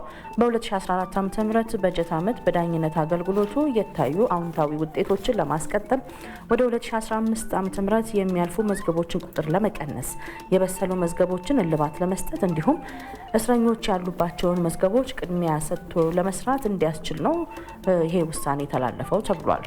በዚህም ውሳኔ መነሻ በዋናነት ይሄ ውሳኔ የተላለፈው በዳኞች ፈቃደኝነት ላይ በመመስረት የፌዴራል ፍርድ ቤቶቹ ከነሐሴ 1 እስከ 30 2014 ዓ.ም ባለው ጊዜ ውስጥ መደበኛ የዳኝነት አገልግሎት መስጠታቸውን እንደሚቀጥሉ የፌዴራል ጠቅላይ ፍርድ ቤት አስታውቋል።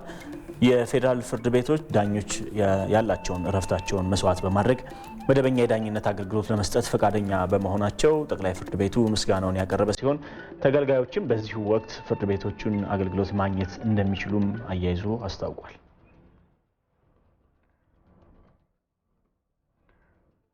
ተመልካቾቻችን እንግዲህ ከዚሁ ጉዳይ ጋር በተያያዘ ቅድም እንዳስተዋወቅን የፌዴራል ከፍተኛ ፍርድ ቤት ፕሬዝዳንት አቶ ብርሃነ መስቀል ዋጋሪ በዚሁ ጉዳይ ላይ በስፋት ሊያጫውቱን እዚህ ስቱዲዮ ተገኝተዋል። በድጋሚ እንኳን ደህና መጡ እንላለን። እንኳን ደህና ተጠቃችሁ። እንግዲህ ዛሬ የዚህን ጉዳይ ልናነሳ የፈለግንበት አንዱ መነሻ ምክንያታችን ፍርድ ቤቶች ቀደም ሲል በመረጃችን ላይ ስናነሳ እንደነበረው በዚህ ወቅት እረፍት ወይም ደግሞ አገልግሎት አይሰጡም ነበርና አሁን ከነሐሴ 1 እስከ 30 ድረስ አገልግሎት እንዲሰጡ ውሳኔ ላይ ተደርሷል። በዋናነት በዳኞች ፈቃደኝነት ላይ ነው የተመሰረተው ይሄ ውሳኔ ተብሏል።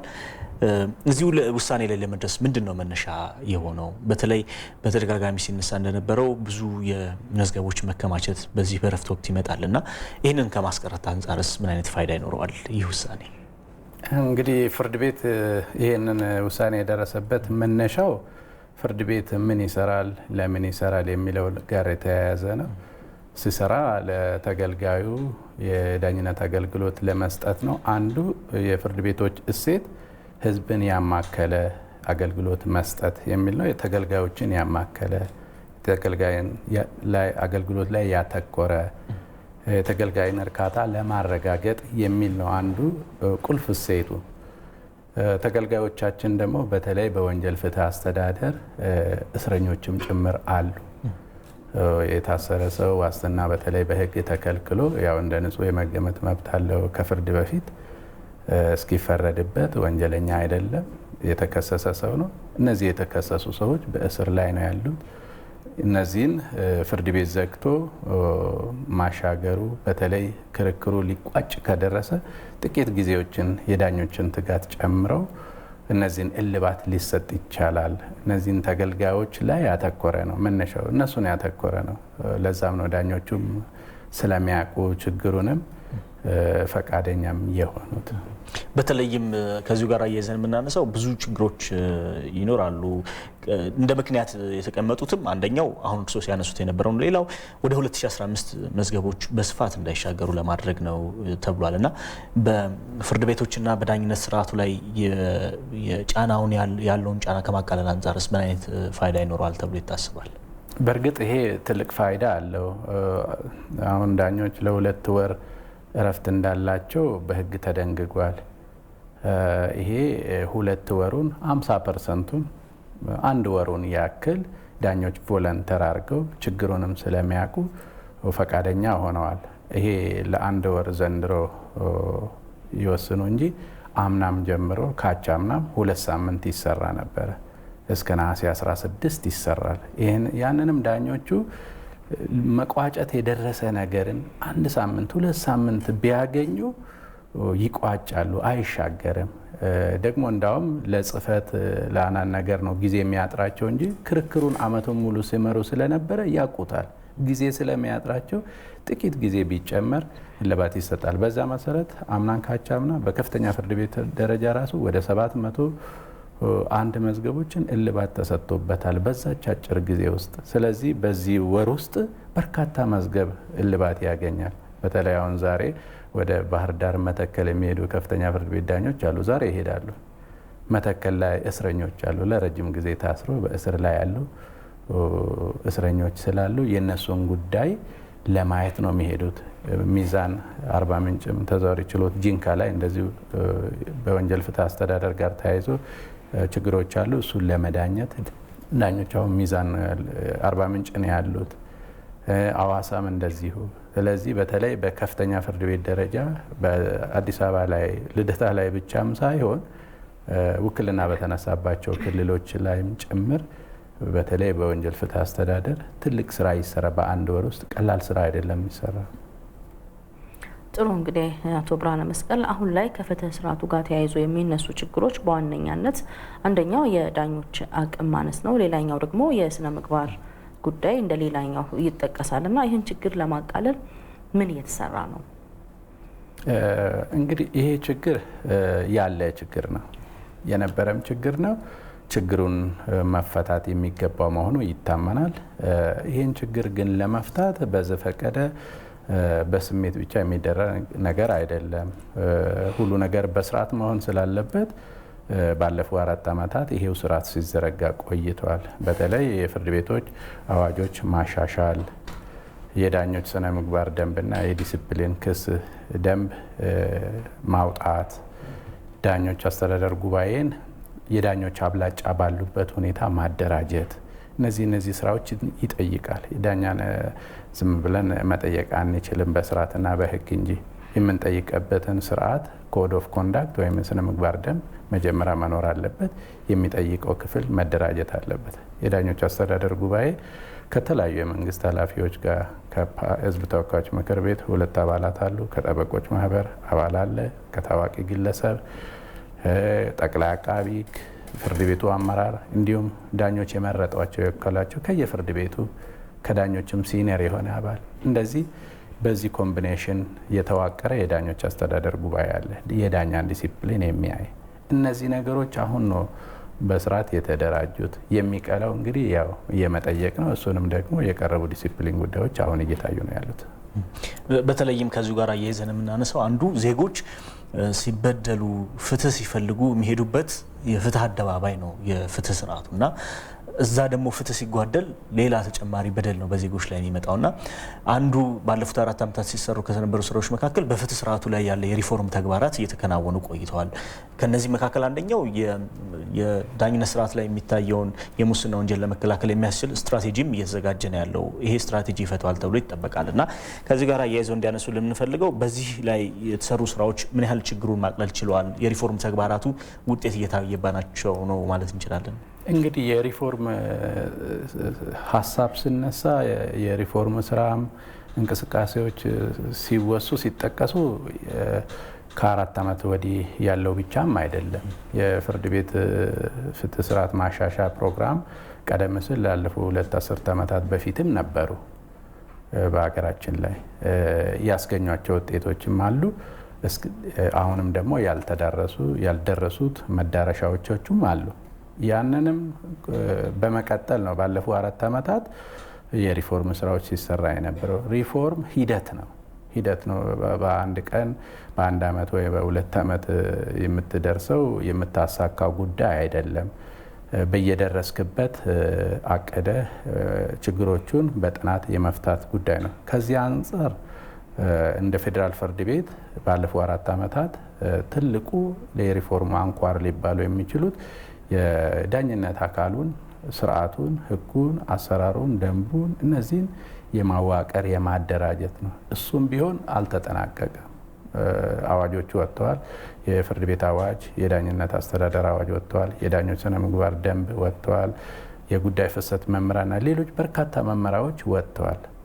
ከዛም በላይ ፍርድ ቤቱን እንደገና የማዋቀር የማደራጀት ሰራተኞቹን መዋቅር መስራት እነዚህ ይቀራሉ። አሁንም እሱ በጥናት ላይ ነው ያለው። ሰራተኛ በድሮ መዋቅር ነው ያለው። በድሮ ክፍያ ስርዓት በድሮ ቀደም ሲል በነበረው እነዚህ ነገሮች ሁሉ ገና ሲሰሩ ሲስተካከሉ፣ ከዛም በላይ ደግሞ ፍርድ ቤት መሰረተ ልማት ይፈልጋል። ፍርድ ቤት ነባራዊ ሁኔታው ምን ይመስላል የሚለውን ማየት ያስፈልጋል። ከዚህ አንጻር በተለይ የማስቻያ ስፍራ እንኳን የሌለበት ሁኔታ ነው ያለው። እንደ ከፍተኛ ፍርድ ቤት ብንወስደው ንጉሱ በሰሩት በንጉሱ ዘመን የተሰራ አንድ ሊፈራርስ ያለ ህንፃ ነው ያለው። በደርግ ዘመንም ባለፈው በኢህአዴግ ዘመንም ከፍተኛ ፍርድ ቤት ላይ የተሰሩ የመሰረተ ልማት ህንፃ የለም። የወጡ አዋጆችም እንኳን ለአንድ 2 አስርት ዓመታት አልተተገበሩም። ለምሳሌ አዋጅ 2322 1995 ውክልና በተነሳባቸው 5ቱ ክልሎች ከፍተኛ ፍርድ ቤት ይደራጃል ይላል ህጉ። ይኸው 19 ዓመቱ ነው፣ እስካሁን አልተደራጀም። ካቻምና ነው አዋሳ ላይ አንድ ቋሚ ማዕከል ያቋቋም ነው። ድሬዳዋ ብትሄድ የፈራረሰ ህንፃ ውስጥ ነው ያለው። ልናድስ ተያይዘነዋል። ከፍተኛ ፍርድ ቤት ህንፃ ለመገንባት መሬት ወስደን በጀት መንግስት ፈቅዷል። ትንሽ መሬት አካባቢ ያለው ነገር ያልተስተካከለ አለ፣ ያልተቋጨ አለመግባባት እና እነዚህ መሰረተ ልማቶች በአንድ ጊዜ የሚሰሩ አይደለም። ግን አንዴ ከተሰሩ ለግማሽ ምዕተ ዓመት ሁሉ አገልግሎት የሚሰጡም ጭምር ናቸውና ሪፎርም ሂደት ነው ጆርኒ ጉዞ ነው። ተጓዘዋለ በምትሄድበት መንገድ እስከ መዳረሻህ ድረስ እስከ ጉዞ መዳረሻ ድረስ የምትሄደው ነው። ያን መግለጽ እፈልጋለሁ። ያው እንግዲህ ፍትህ እንደሚታወቀው ለሰው ልጅ አስፈላጊ ከሚባሉት ነገሮች ውስጥ አንዱ ነው። እንደ ማንኛውም ልማታዊ ስራም ቅድሚያም ተሰጥቶት ትኩረትም ተሰጥቶት ሊሰራ የሚገባው ስራ ነው ብለን እናምናለን። ሰዎች አንዳንድ ጊዜ ያው ፍትህን በአግባቡና በጊዜው ካለማግኘታቸው የተነሳ እውነታቸውን ጥለውት ወይንም ትተውት የሚቀመጡበት ጊዜ አለ። ፍርድ ቤት በመመላለስ ጊዜ ይፈጃለው፣ እንደዚህ አይነት ምናልባትም እውነትም ፍትህን ላላገኝ ይችላሉ የሚሉ ስጋቶች አሉ። እነዚህ አይነት ነገሮች ያው በአዲሱ ዓመት ይቀረፋሉ ብለን ተስፋ እናደርጋለን። እስቲ በሚቀጥለው አዲስ ዓመት ከአገልግሎት አሰጣጥ ጋር ምን አዲስ ነገር እንጠብቅ? እንግዲህ አዲስ ነገር እንጠብቃለን። ሁል ጊዜ ሂደት ነው፣ መሻሻል ነው ያለው። እኛ እንዳልሽው ነው፣ ፍርድ ቤት ፍትህ አማራጭ አይደለም። አንድ የባንክ አገልግሎቱን ቢያጓድልብሽ ሌላ ባንክ ጋር ትሄጃለሽ፣ አማራጩን ታገኛለሽ። እሱም ካልተመቸሽ ወደ ሌላ አማራጭ ትሄጃለሽ። ፍርድ ቤት ግን ሌላ አማራጭ የሌለው ነገር ነው። ህብረተሰቡ ከምንም በላይ ኢትዮጵያዊ በተለይ ፍትህ ይፈልጋል። ከዚህ አንጻር በቀጣዩ አመታት ቅሬታዎች የሚስተናገዱበት መሰረተ ልማቶቹም ለዘላቂነት የሚጀመሩበት ተስፋ የሚሰጡ ሁኔታዎች ይኖራሉ የሚል እምነት ነው ያለኝ። ለዚህም ነው መንግስትም ለምሳሌ ከፍተኛ ፍርድ ቤት ህንፃ ለማስገንባት 885 ሚሊዮን ለማስጀመር ዘንድሮ በጀት ተደርጓል። ይሄ የመንግስት ኮሚትመንትን ያሳያል። ህንፃው መገንባት አለበት ነው። አሁን ክራይ ውስጥ ነን ያለ ነው። ለክራይ ህንፃ ውስጥ ለዘመናት ልንቆይ ነው። ይሄ ህንፃ እስኪሰራ ልንቆይ ነው። በዚህ ሁኔታ ውስጥ ግን አሁንም ህብረተሰቡ ትዕግስት እያደረገ እንዲቆይ እንጠብቃለን። ነገር ግን ደግሞ ስርዓት ስላበጀን ዳኞች የችሎት ማስጀመሪያ ሰዓት ወጥቷል። ጉዳዮች የሚቋጩበት ጊዜ ተቀምጧል። እነዚህ ቁርጥ ጊዜዎች እውን ይሆናሉ በቀጣይና ጉዳዮች የሚንዛዙ ከሆነ የሚጓተቱ ከሆነ ለምን እንደተጓተቱ በማን የትኛው ፍርድ ቤት ላይ የትኛው ችሎት ላይ የትኛው ዳኛ በምን ምክንያት የሚል ነገር በግልጽ እየታወቀ ስለሚመጣ እጅግ ተስፋ ሰጪ ሁኔታዎች አሉ ብዬ አስባለሁ። እንግዲህ የክቡራን ተመልካቾቻችን እናንተም ከነሐሴ 1 እስከ 30 ባለው ጊዜ ውስጥ የፌዴራል ፍርድ ቤቶች አገልግሎት የሚሰጡ በመሆኑ ወደዛ በመሄድ አገልግሎት ማግኘት እንደሚቻል ለመግለጽ እንወዳለን። አቶ ብርሃነ መስቀል ዋጋሪ የፌዴራል ከፍተኛ ፍርድ ቤት ፕሬዝዳንት በወቅታዊ ጉዳይ ላይ እዚህ መጥተው ስለሰጡ ማብራሪያ ከልብ ነው የምናመሰግነው። መልካም ቀን ይሁንልዎት። እኔም ከልብ አመሰግናለሁ። 50% ነው ዳኞቹ እረፍት የሚያደርጉት፣ 50%ን ይሰራሉ። ጠበቆችም በዚህ ጉዳይ ቅር ተሰኝተዋቸዋል።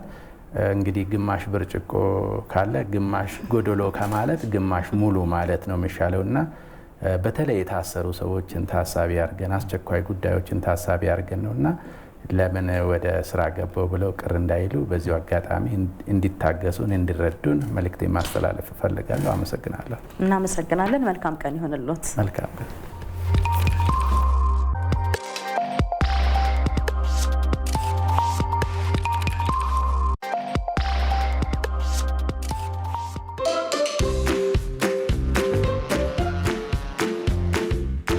ኢቲቪ የህፃናትና ታዳጊዎች ዝግጅት ክፍል በአዲስ መልኩ ከሚያቀርባቸው ዝግጅቶች መካከል በሽርሽር ዝግጅቱ በርካታ ቦታዎችን እንጎበኛለን። ፒኮክ መናፈሻ በሚል ይታወቅ ነበረ። ሶማሌ ሴት ይሄ ከየለችም አታግባም። ለምን ይዛ ነው የምትመጣ። በሲዳማ ክልል ውስጥ በርካታ ፏፏቴዎች የሚገኙ ሲሆን ከእነዚህ የተፈጥሮ መስህቦች መካከል ይህ የምትመለከቱት ቦኖራ ፏፏቴ አንዱ ነው።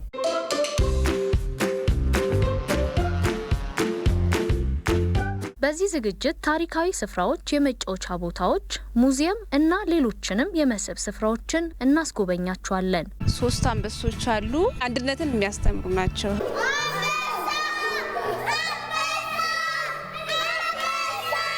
ይቻውን ወደ 28 ዓመቷ ነው።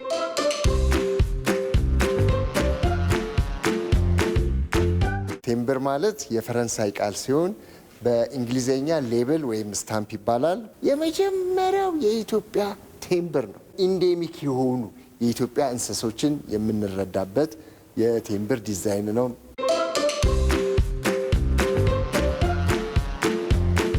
ዲስፕሌው ላይ ያለውን እያየን መጨፈር ነው ማለት ነው።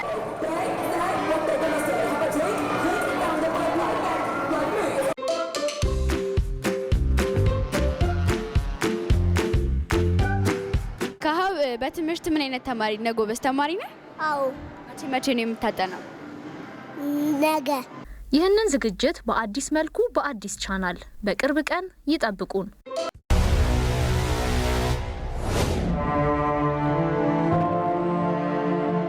እዚህ የእሳት ባህር ዳርቻ ላይ መቆም ልዩ ስሜትን ይፈጥራል።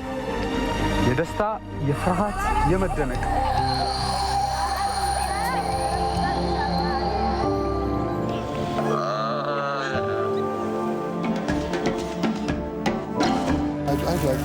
እኔ ላይ ሊወጣ ነው? አዎ ይወጣል። እሺ። የተለያዩ መርከቦች የተለያዩ አገልግሎት አላቸው። አንዳንዶቹ ኮንቴነር ብቻ ይጭናሉ፣ አንዳንዶቹ መኪኖች ወይም ማሽነሪዎች ብቻ። ትንሽ ያስቸግራል። እስካሁን ከመጣሁበት ይሄኛው ከዛ በላይ ከሌሊት ወፎቹ ጋር ድብድብ ያሲል ከ3000 እስከ 5000 ሰዎች ማስተናገድ የሚችል የግብር አዳራሽ ነው።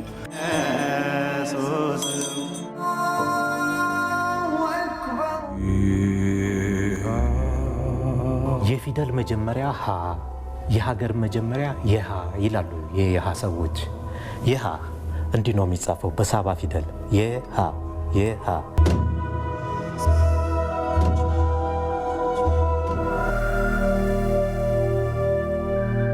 እስቲ ይህንን ሐውልት ተመልከቱት። በርዝመቱም ሆነ በክብደቱ ትልቁ ነው።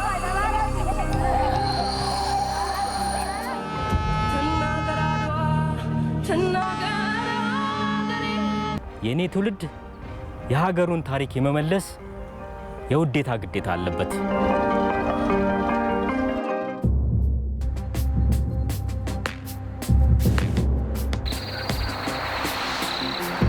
በዚህ በቡርቃ ግንባርና በካሳጊታ አካባቢ ለ24 ሰዓታት ያለማቋረጥ ጦርነት ተካሂዷል። ወደ ሐይቁ በቅርበት ለመጠጋት መንገዱ ፈታኝ ነው።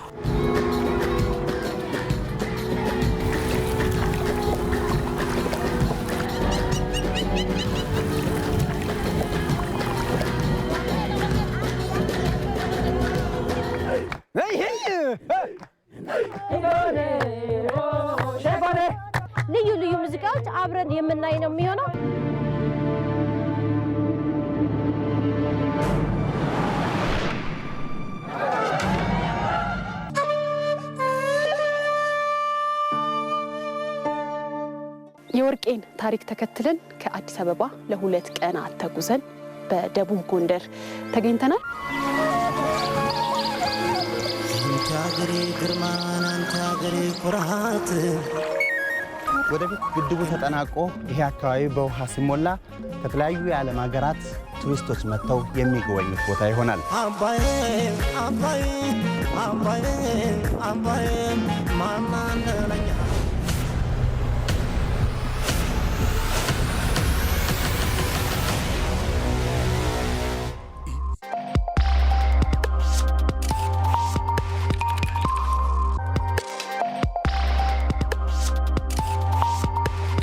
ተመልሰናል። የተከበራችሁ ተመልካቾቻችን ማለዳ አንድ ሰዓት የጀመረውና የተለያዩ ጉዳዮችን እየዳሰስንበት የምንገኘውን የጤና ይስጥልኝ ኢትዮጵያ ነው በመከታተል ላይ የምትገኙት። እንግዲህ ከአንድ ሰዓት ጀምሮ የተለያዩ ርዕሰ ጉዳዮችን አነሳን። በተለይም ደግሞ ከተመለከትናቸው ጉዳዮች መካከል የኦንላይን ኤዲተራችን ናትናኤል ያጋረን አንድ አዲስ መረጃ አለ። ኢቢሲን እንደኛ በሚል በተለይ በማህበራዊ ትስስር ገጾች የተለያዩ ሰዎች የሚያጓሯቸው ምስሎች አሉ፣ የተንቀሳቃሽ ምስሎች፣ ቪዲዮዎች አሉ እና እነሱን ወደ ኢቢሲ በማምጣት መልሰን እኛም ወደ ተመልካቾቻችን የምናደርስበትን አሰራር በቴሌግራም ቻናል ላይ ለመጀመር እንቅስቃሴ እያደረገ ስለመሆነ ኢቢሲ ነግሮናል ናትናኤል። ይህም በተለይ ደግሞ ኢቢሲ ምስረታው፣ አመሰራረቱ፣ ስራው በሙሉ ከህዝብ የሚወጡ ጉዳዮችን ወደ ህዝብ መልሶ በራሱ በህዝብ የተዘጋጁትን ወደ ህዝብ ለማድረስ አንድ አማራጭ ሆኖ የመጣ ነው ማለት ነው። ስለዚህ በተለይ ደግሞ አሁን በዘመናዊ የጋዜጠኝነት ሂደት ውስጥ የሲቲዝን ጆርናሊዝም የሚባለው ዜጎች በተለያዩ አጋጣሚ የሚያገኟቸውን ምስሎችና ቪዲዮዎች በማጋራት ፍትህ ሲገኝ ተመልክተናል። የፍሎይድ ሜይዌዘርን ጉዳይ እናስታውሳለን። በዚህም በኢትዮጵያ እንደምናውቀው አንዳንድ ከስነ ምግባር ውጭ እንቀሳቀሱ የነበሩ የፖሊስ አካላት በዜጎች ላይ ድብደባ ሲፈጽሙ የሚያሳዩ ምስሎችም የተጋሩት እንዲሁ በማህበራዊ ትስስር ገጽ ነውና ይሄንን ተመልካቾች የሚያጋሩንን ባህል እየሆነ ነው። ሰዎች በስልክ የሚያጋጥማቸውን ክስተቶች ይቀርጻሉ፣ ወደ ማህበራዊ ሚዲያ ያጋራሉ። ከዛ በኋላ ብዙ የፍትህ እንትኖች ሲገኙም አይተናል። ጥሩ አሰራርም ነው። እንደገናም ደግሞ ሰዎች አንዳንድ ጊዜ ፍትህንም ያገኙበት ነው፣ ችሎታቸውንም የሚያሳውቁበት ነውና ቢጠቀሙበት ጥሩ ነው እንላለን። እንግዲህ ማለዳ አንድ ሰዓት ላይ በአጫጭር ዜናዎች አስቀድመን የጀመርነው የጤና ይስጥልን ፕሮግራማችን የተለያዩ ጉዳዮችን ወደ እናንተ ሲያደርስ ቆይቷል። ከዛም በተጨማሪ ደግሞ በእለቱን በታሪክ በዋናነት የዳሰስ ነው በማህበራዊ ትስስር ላይ በስፋት ሲዘዋወር የነበረው እንግዲህ የአሜሪካ የህዝብ ተወካዮች ምክር ቤት አፈ ጉባኤ የሆኑት ናንሲ ፔሎሲ ታይዋንን መጎብኘታቸው ነው። በዚህ ጉዳይ ላይ በስፋት ባልደረባችን ናትናኤልም እኛም አውርተንበታል። በትክክል በጣም አዳዲስና በጣም ፈጣን የሆኑ መረጃዎች በዚህ አካባቢ እየወጡ ነው። በተለይም በደቡብ ቻይና ባህር አካባቢ ያለው እንቅስቃሴ በጣም አስጊ የሆነ ስለመሆኑ ይነሳል። ቻይና ወታደራዊ ለመመድ አድርጋለሁ ትላለች። ታይዋንም ለ3 ቀን በተጠንቀቅ ነው ያለሁት የሚል ነገር ነው እያነሳች ያለችው።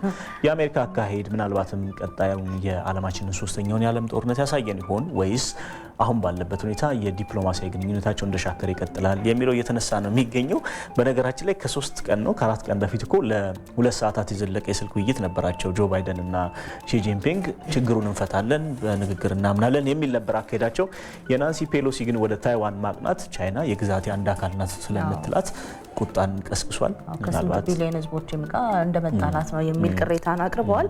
ከዛም በተጨማሪ ደግሞ እንግዳ ጋብዘን ሰፊ ውይይት ያደረግንበት የፌዴራል ፍርድ ቤቶች ከነሐሴ 1 እስከ 30 2014 ባልተለመደ ሁኔታ ማለት ነው መደበኛ የዳኝነት አገልግሎት ለመስጠት መወሰናቸውን ነው። በዚህ ጉዳይ ደግሞ ያው የፌዴራል ጠቅላይ ፍርድ ቤት ፕሬዝዳንት የሆኑትን አቶ ብርሃነ መስቀል ዋጋሪን ጋብዘን ሰፋ ያለ ውይይት አድርገናል። ተመልካቾቻችን እንግዲህ እስካሁን ባለው ፕሮግራማችን የተከታተላችሁ አብራችሁን እንዳላችሁ ተስፋ እናደርጋለን። አሁን ደግሞ አጫጭር ዜናዎችን ወደ እናንተ የምናደርስ ይሆናል በድጋሚ ማለት ነው። ብሩክ አጫጭር ዜናዎችን ያደርሰናል። በነገራችን ላይ ተመልካቾቻችን ብዙ ጊዜ እንደምናነሳው እንግዲህ አብራችሁን ስትቆዩ ደስ ይላል ስንል ከልባችን ነው። ምክንያቱም የምንሰራው ከናንተው ለናንተው ወደ እናንተው ስለሆነ አስተያየትም ቅሬታም አድናቆትም ማሻሻል ያለብን ነገር ካለም አስተያየት እንዲሰጡንም በዚሁ አጋጣሚ እንጠቁማለን። እንግዲህ ወደ ዜናዎቹ እንለፍ። በትክክል ብሩክ እንዴት ቆይታል? ቆያችሁ አይደለም? ምስክር ደህና ቆይተናል። እኛ መቀጠል ትችላለህ። መልካም አመሰግናለሁ። ጤና ይስጥልን ተመልካቾቻችን፣ የጤና ይስጥልኝ ኢትዮጵያ 2 ሰዓት አጫጭር ዜናዎችን አሰማችኋለሁ። ብሩክ ተስፋዬ ነኝ። አብሮነታችሁ ከኛ ጋር ይሁን።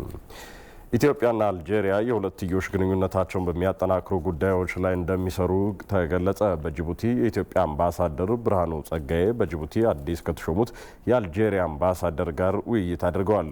በውይይቱም መንግስት ወደ ትግራይ ክልል አስፈላጊው ሰብአዊ ድጋፍ ተደራሽ እንዲሆን በቁርጠኝነት እየሰራ ስለመሆኑ በጅቡቲ የኢትዮጵያ አምባሳደር ብርሃኑ ጸጋዬ አስረድተዋል። አምባሳደሩ አክለውም ለአልጄሪያ አቻቸው የኢትዮጵያ መንግስት ሁሉም አስፈላጊ ሰብአዊ ድጋፎች ትግራይ ክልል መድረሳቸውን በማረጋገጥ ላይ ስላደረገው ቁርጠኝነትም አብራርተዋል። ኢትዮጵያ ከአልጄሪያ ጋር ያላትን ግንኙነት ከፍተኛ ትኩረት እንደምትሰጥ አምባሳደር ብርሃኑ በዚህ ወቅት ተናግረዋል። አምባሳደሮቹ በሌሎች ቀጠናዊና ሀገራዊ ዓለም አቀፋዊ ጉዳዮችም ላይ መክረዋል።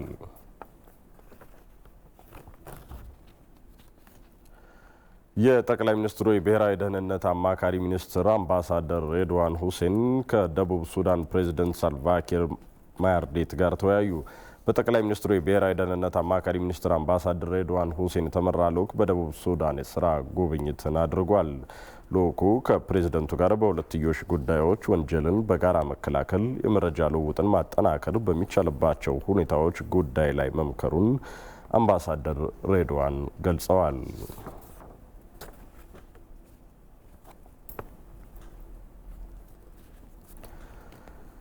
ኢትዮጵያና ባህሬን በኢንቨስትመንትና ቱሪዝም ዘርፍ ያላቸውን ግንኙነት ለማጠናከር እየተሰራ መሆኑ ተገለጸ። በባህሬን የኢትዮጵያ ቆንስል ጄኔራል አምባሳደር አወል ወግሪስ መሐመድ በባህሬን የውጭ ጉዳይ ሚኒስቴር የአፍሮ ኤዥያ ጉዳዮች ዋና ኃላፊ አምባሳደር ፋጢማ አብዱላ አዚያን ጋር በተለያዩ ጉዳዮች ላይ ተወያይተዋል። በውይይታቸውም ሁለቱን ሀገራት ሊያቀራርቡና ሊያስተሳስሩ የሚችሉ ጉዳዮች ተግባራዊ እንዲሆኑ መክረዋል። በባህሬን የሚኖሩ ዜጎች መብታቸው ስለሚከበርበት ሁኔታ፣ በሁለቱ ሀገራት መካከል ኢንቨስትመንትና ቱሪዝም ፍሰትን ለማጠናከር ስለሚቻልበት አግባብ ዙሪያም መክረዋል። የባህሬን ቱሪስቶችና ባለሀብቶች ከኢትዮጵያ አቻዎቻቸው ጋር ተገናኝተው የሚወያዩበት ሁኔታ ስለሚመቻችበት አግባብ ላይ መወያየታቸውን ከውጭ ጉዳይ ሚኒስቴር ቃል አቀባይ ጽሕፈት ቤት የተገኘው መረጃ ያመለክታል። ወደ ውጭ መረጃ እናልፋለን። የዩክሬን የግብርና ምርቶችን የጫነች መርከብ በቱርክ ወደቦች መድረሷን ቱርክ አስታወቀች። በሩሲያና ዩክሬን ስምምነት መሰረት በዩክሬን ወደቦች ላይ የነበሩ ምርቶችን ለዓለም ገበያ ለማቅረብ ነው መርከቧ የተንቀሳቀሰችው። መርከቧ ከኦዴሳ ወደብ ከ2 ቀን በፊት ነበር የተንቀሳቀሰችው። በዓለም የንግድ ሰንሰለትና የምግብ እህል ዋጋ ላይ የታየውን ከፍተኛ ጭማሪ ለማረጋጋት መርከቦች መንቀሳቀሳቸው ትልቅ ፋይዳ ይኖራቸዋል ተብሏል። ተጨማሪ መርከቦችም በቅርቡ ወደ ተለያዩ ወደቦች ይንቀሳቀሳሉ ተብሎ እንደሚጠበቅ ሮይተርስ ዘግቧል።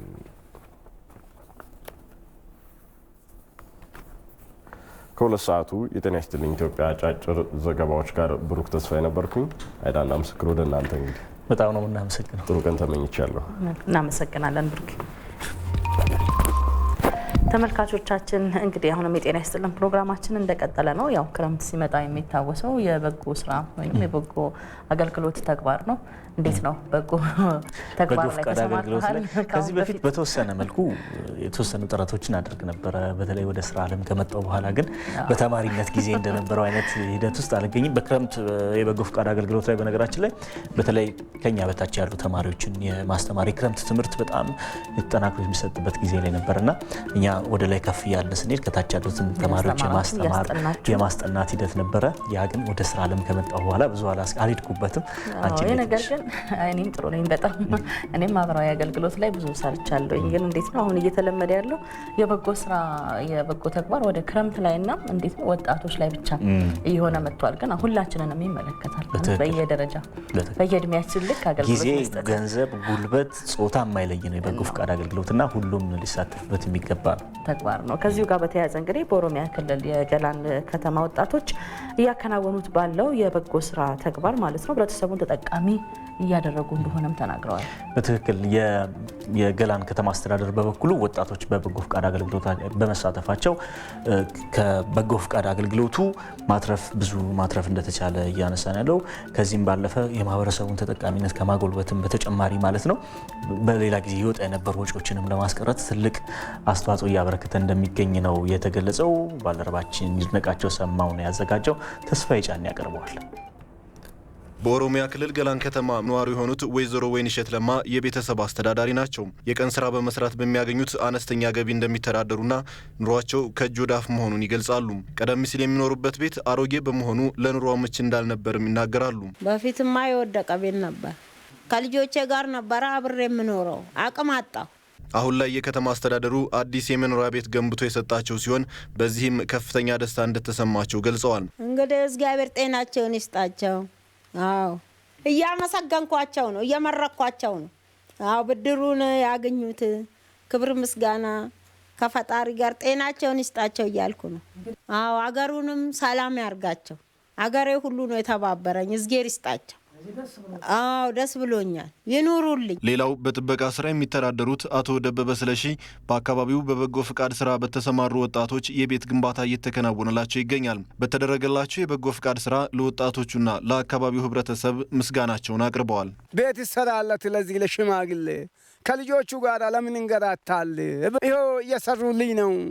በጣም ደስ አለኝ። በበጎ ፍቃድ ስራው የተሰማሩ የአካባቢው ወጣቶችም የአካባቢውን ህብረተሰብ ተጠቃሚ ለማድረግ በመቻላቸው እርካታን አግኝተናል ይላሉ። እኔ በጣም ይሄ ነገር እኔ ወጣቶኜ እንደዚህ አቅመ ደካማ ለማገዝ ወጣቶኜ ስግኝ ተከላላይ ብዙ ነገር ለመስራት ከሰው ላይም ከእግዚአብሔርም ይገኛል ነው የምለው። እኔ ሰውዬ ለምን ልጆችን ይዞ ይንከራተታል ብሎ ስለዚህ ይሄ ደስታ ነው የሚሰማኝ። እኔ በገላን ከተማ አስተዳደር በወጣቶች በጎ ፍቃድ በሚከናወኑ ተግባራት የህብረተሰቡን ተጠቃሚነት ከማጎልበት ባለፈ ወጪን ለማዳን እገዛ ማድረጉን የከተማዋ ከንቲባ ወይንሸት ግዛው ይናገራሉ። ወደ 277 ሚሊዮን የሚገመት በበጎ ስራ ትምህርት ቤት ከመስራት ጀምሮ ተጨማሪ ክፍሎችን ከመስራት ጀምሮ ተማሪዎችን ከማገዝ ጀምሮ ደም ከመለገስ የከተማ ጽዳትን ከመጠበቅ ሰው ባለው ነገር አብሮ በመቆሙ ምክንያት በጣም ብዙ በብር የሚገመቱ ስራዎች የተሰሩት ወደ 277 ሚሊዮን ነው። ዘንድሮ ደግሞ ከዛም በላይ ከ300 ሚሊዮን ብር በላይ የምንሰራቸው የበጎ አድራጎት ስራዎች አሉ። ሰው ያለውን ከሰጠና ባለው ነገር አብሮ መቆም ከቻለ ብዙ በበጀት የማይታሰቡ ነገሮችን እንኳን መስራት እንደሚቻል እንደ ከተማ አስተዳደራችን አረጋግጠናል። በቀጣይም በዘርፉ የተጠናከረ ስራ ለመስራት የተለያዩ ጥረቶች እየተደረጉ መሆኑም ተገልጿል። ቀጥለናል። የተከበራችሁ ተመልካቾቻችን እዚሁ የበጎ ፍቃድ አገልግሎት ጉዳይ ላይ ቆይታ እናደርጋለን። ቆይታ ስናደርግ ደግሞ የህይወት ተመክሯቸውን የህይወት ልምዳቸውን እንዲያጋሩን አንድ እንግዳ እዚህ ስቱዲዮአችን ጋብዘናል። እንግዳችን አቶ ለማ ደስታ ይባላሉ። በኖርዌይ ሀገር ከ19 ዓመታት በላይ ቆይታ ያደረጉ ናቸው። በተለይም በዛ ቆይታቸው በተለያዩ የበጎ ፍቃድ አገልግሎቶች ላይ ተሳትፎ ሲያደርጉ የነበሩ ሰው ናቸው። ከእሳቸው ጋር ቆይታ እናደርጋለን። እንኳን ደህና መጡ።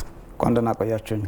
አቶ ለማ እኔም በድጋሚ እንኳን ደህና መጡ ላለሁኝ። እንግዲህ እስቲ ኖርዌይ ሀገር ያለውን ተሞክሮ በተለይ ከበጎ አድራጎት አገልግሎት ጋር ተያይዞ ያለውን ተሞክሮ ቢያጋሩን። የእርሶስ ድርሻ ምን ነበር? ምን ተግባር ላይ ይሰማሩ ነበር የሚለውን በቅድሚያ ያስቀድምና እንደውም ደግሞ 19 ያህል ወይ ወደዛ አካባቢ ዓመት በኖርዌይ እንዳሳለፉ ነግረውናል እና እስቲ ወደ ሀገር ቤት ሲመጡ ምንድን ነው የታዘቡት? የተመለከቱት ነገር ከልማት አኳያም ሊሆን ይችላል፣ አያይዘው ቢጠቅሱልን።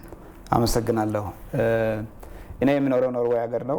በኖርዌይ ሀገር ብዙ ሰዎች በበጎ ፈቃድ ብዙ ነገር ያደርጋሉ። በመሰረቱ ከመጀመሪያ ወደ ኖርዌይ በሄድኩ ጊዜ የዛሬ 19 ዓመት የገጠመኝን አንድ ገጠመኝ ባካፍላችሁ በሱ ብነሳ ጥሩ ነው።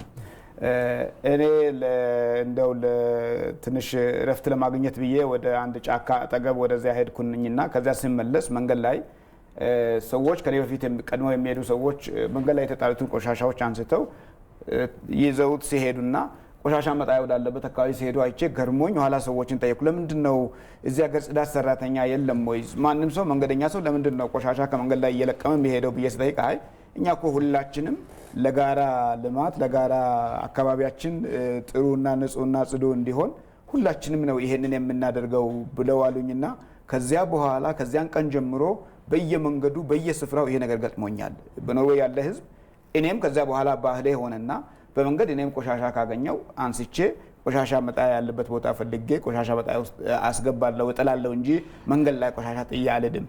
ይሄ ትንሹ የበጎ ፈቃድ ስራ ነው። ሰው ሁሉ እዛ ሀገር በበጎ ፈቃድ ስራ መሳተፍ አንዱ የህይወት አካል ነው።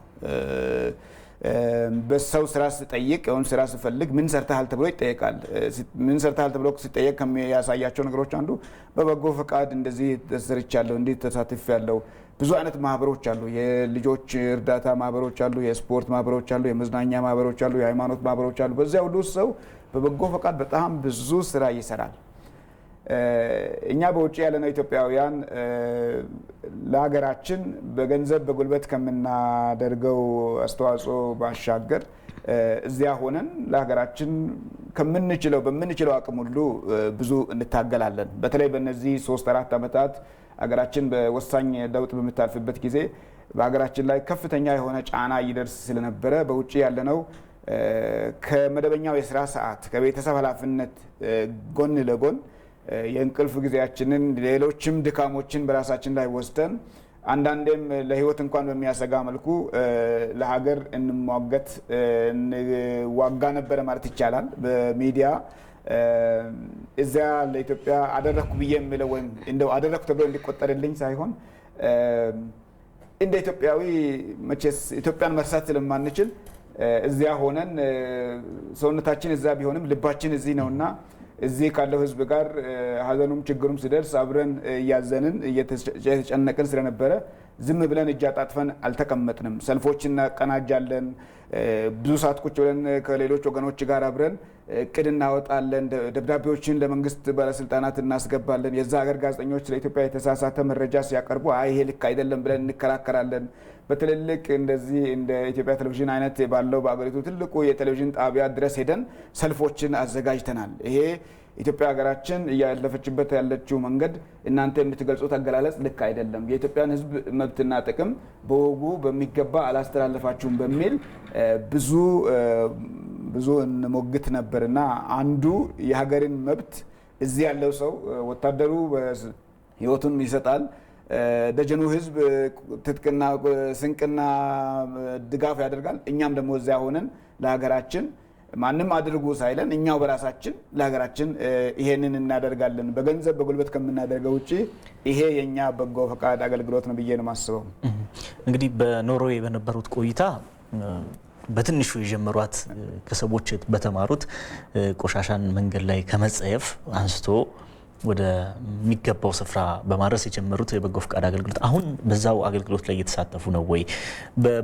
በዛስ ቆይታው በተለይ እርሶና ሌላው የዲያስፖራ አባል ለኢትዮጵያ አሁን ሲያነሱት እንደነበረው ብዙ አስተዋጽኦ አለው። አንድ ጊዜ ሞቅ ሌላ ጊዜ ቀዝቀዝ ቢልም መቀየሞች፣ ኩርፊያዎች ቢኖሩም አልፎ አልፎ የሀገር ጉዳይ ከሌሎች ጉዳዮች ለይቶ ማየት ላይ የተወሰኑ ክፍተቶች እንዳሉ ይታወቃል እና በዛ አገልግሎት አሁንም እየተሳተፉ ነው ወይ የሚለውን ያንሱልኝና ከዚያ ደግሞ እርሶና የዲያስፖራ አባላት እያደረጋችሁ ያላችሁትን አስተዋጽኦ እንመልከት። እኔ በበኩሌ እንኳን ሩይ አይደለም እዚህም ከመጣው መንገድ ላይ አቅሜና ጉልበት በሚፈቅደው በማገኘው ነገር እሳተፋለሁ። ቆሻሻ አግኝቼ ጥሎ ማለፍ ልክ አይሆንም። ኦፍ ኮርስ እዚህ አንዳንድ የሚያስቸግሩ ሁኔታዎች አሉ። እውነት ለመናገር እዚህ ከመጣ በኋላ እንደው በቃ በሀዘን ውስጥ የሚያሳዝነኝ ነገር እንደው ትናንት ወደ አዲስ አበባ ከተማ ውስጥ ትናንትና ወደ የጣለው ዝናብ ኃይለኛ ከመሆኑ አንጻር ጎርፍ ብዙ ሰዎች አደጋ ደረሰ የሚለውን ሲሰማ አዘንኩኝ በጣም። ሁሌ ጊዜ መከፈል አለበት ወይ? ሁሌ ለመክፈልስ ለሁሉም ሰው ለመክፈልስ በገንዘብ ከየት እናመጣለን? እኛ ሁላችን ያለንን ጉልበት አውጥተን የግድ የጽዳት ሰራተኞች መጥቶ ይስሩ ወይ የግድ የከተማ ባለስልጣናት ይሄንን ያስተካክሉ ብለን መጠበቁ የት ያደርሰናል የሚል ልቤ ውስጥ ያለ ሀሳብ ነውና እኔ በበኩሌ እኛ በምንኖርበት ሀገርም ይሁን እዚህ የበጎ ፈቃድ አገልግሎት የህይወት አንዱ አካል ነው። ይሄንን የተለያዩ ምክንያቶች ሊኖሩት ይችላል።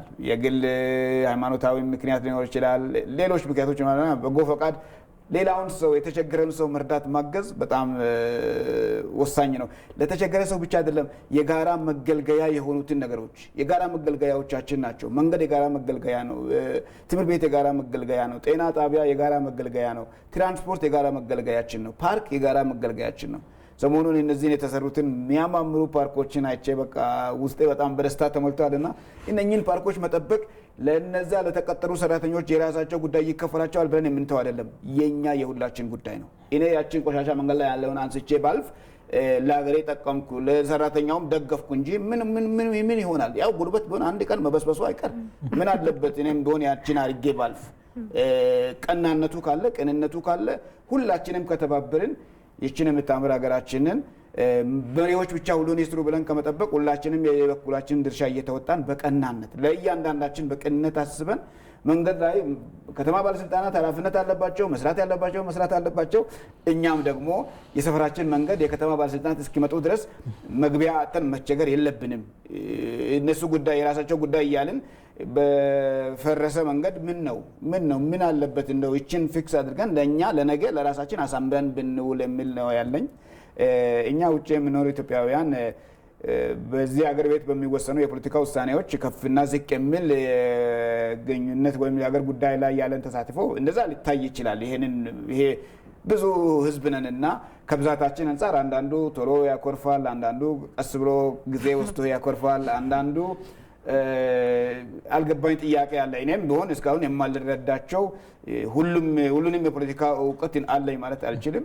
ኢትዮጵያ መንግስትም የሚወስናቸውን ውሳኔዎች ሁሉንም አውቃለሁ ማለትም አልችልም። አለማወቅም መብቱም ስልጣኑም እንትንም የለኝምና አንዳንድ ለሀገር ግን የሚደረግ ነገር የሀገር ነውና ማንም መጣ ማንም ሄደ ማንም ከፍ አለ ማንም ዝቅ አለ ለሀገር የሚታረገውን ነገር ለሀገር ታረጋለህ። ለእናትህ ለወንድምህ ለአባትህ ለዘመዶችህ አድርገህ ብቻ አትተውም። ለሀገር ነውና የሀገር እንደ ሀገር ሁሌም የሚደረግ ነገር ነው ብዬ ነው አስበው።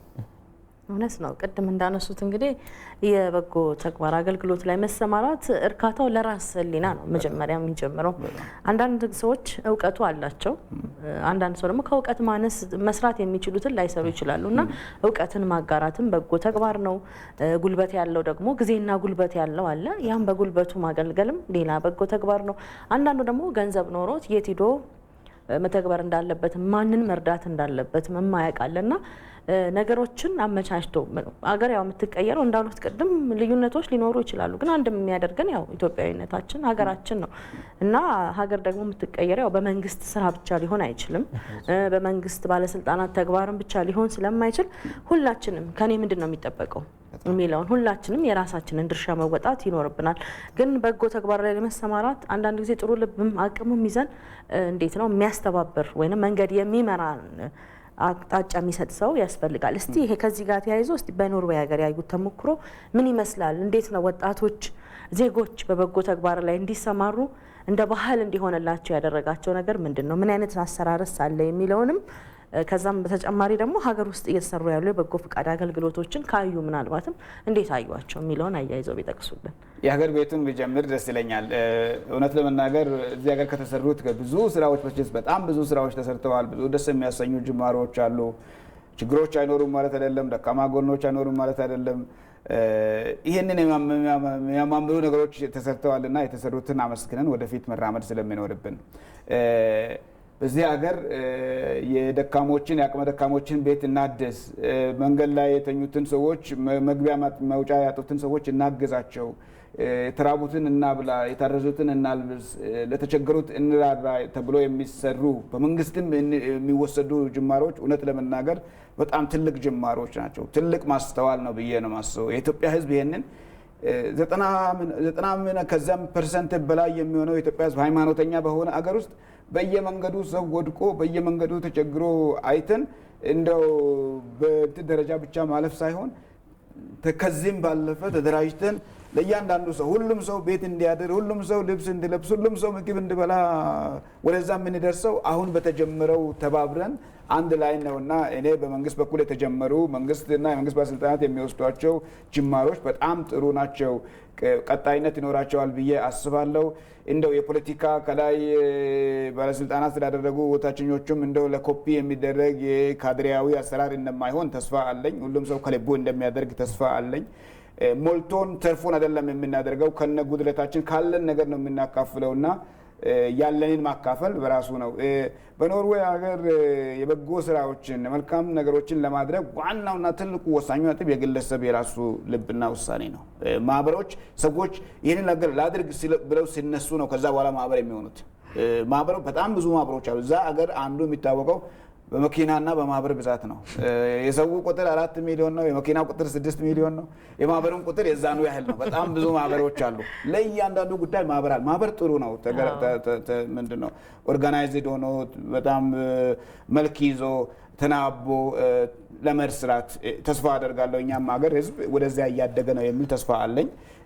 እኛም ሀገር ልቡ ይኑረን፣ ቅንነቱ ይኑረን። እንጀምር ካለንበት ከተራ መንገዳችንን ከማጽዳት ቱቦአችንን የቤታችን ደጅ ላይ ያለውን ቱቦ ከማጽዳት እንጀምርና አስፈላጊ ከሆነ የክረምት በጎ ፈቃድ ብቻ ሳይሆን በበጋም በጎ ፈቃድ አገልግሎት እንደሚጀምር ተስፋ አደርጋለሁ።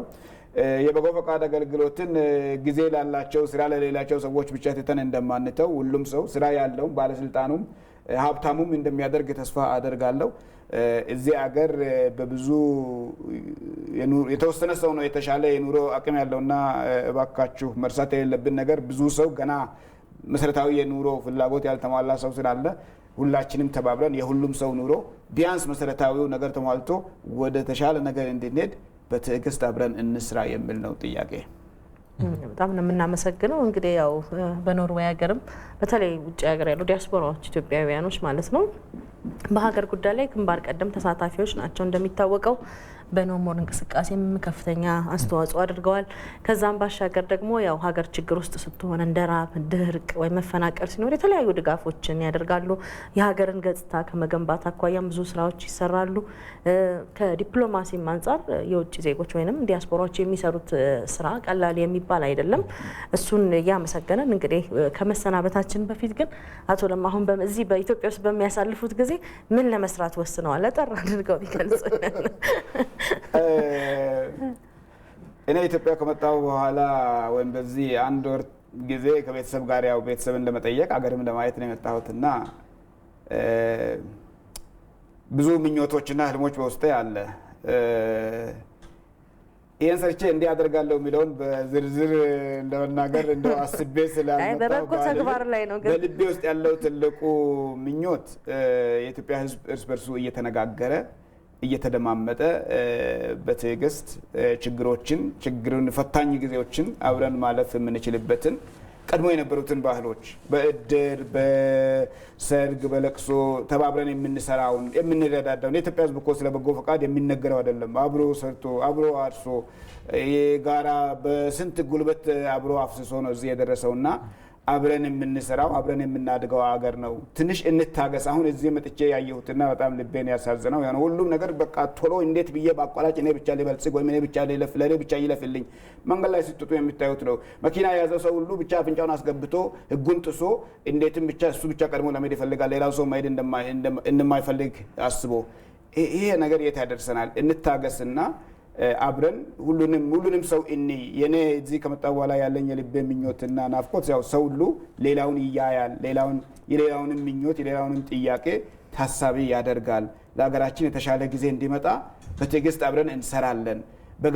ለሚከፈለን ነገር ብቻ ሳይሆን ካለን እንሰጣለን ብዬ ተስፋ አደርጋለሁና እኔ አንድ ምሳሌ ቢሆን ብዬ በበኩል የምችለውን አደርጋለሁ። ካለኝ ለማካፈል ጊዜን ለመስጠት ሀሳቤን ለመስጠት ፈቃደኛ ነኝ ብዬ ነው ወደ ራሴን ማቀርበው።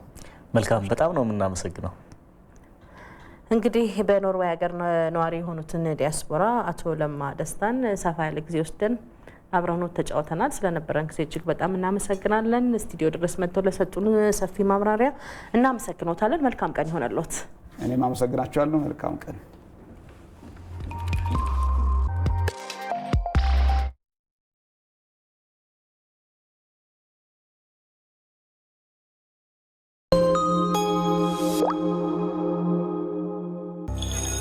ትምህርት ቤቶች ትውልድን የመቅረጽ ትልቅ ኃላፊነት አለባቸው። ይህንንም ለመወጣት ቀን ከሌት ይሰራሉ። ነገር ግን ይህ ሥራ በብዙ ውጣ ውረድ የተሞላ ነው። ይህ ሁሉ ድካም ግን አሁን ይቀላል። አዋሽ ኢስኩል ሲስተም የዘመኑ ገጸ በረከት።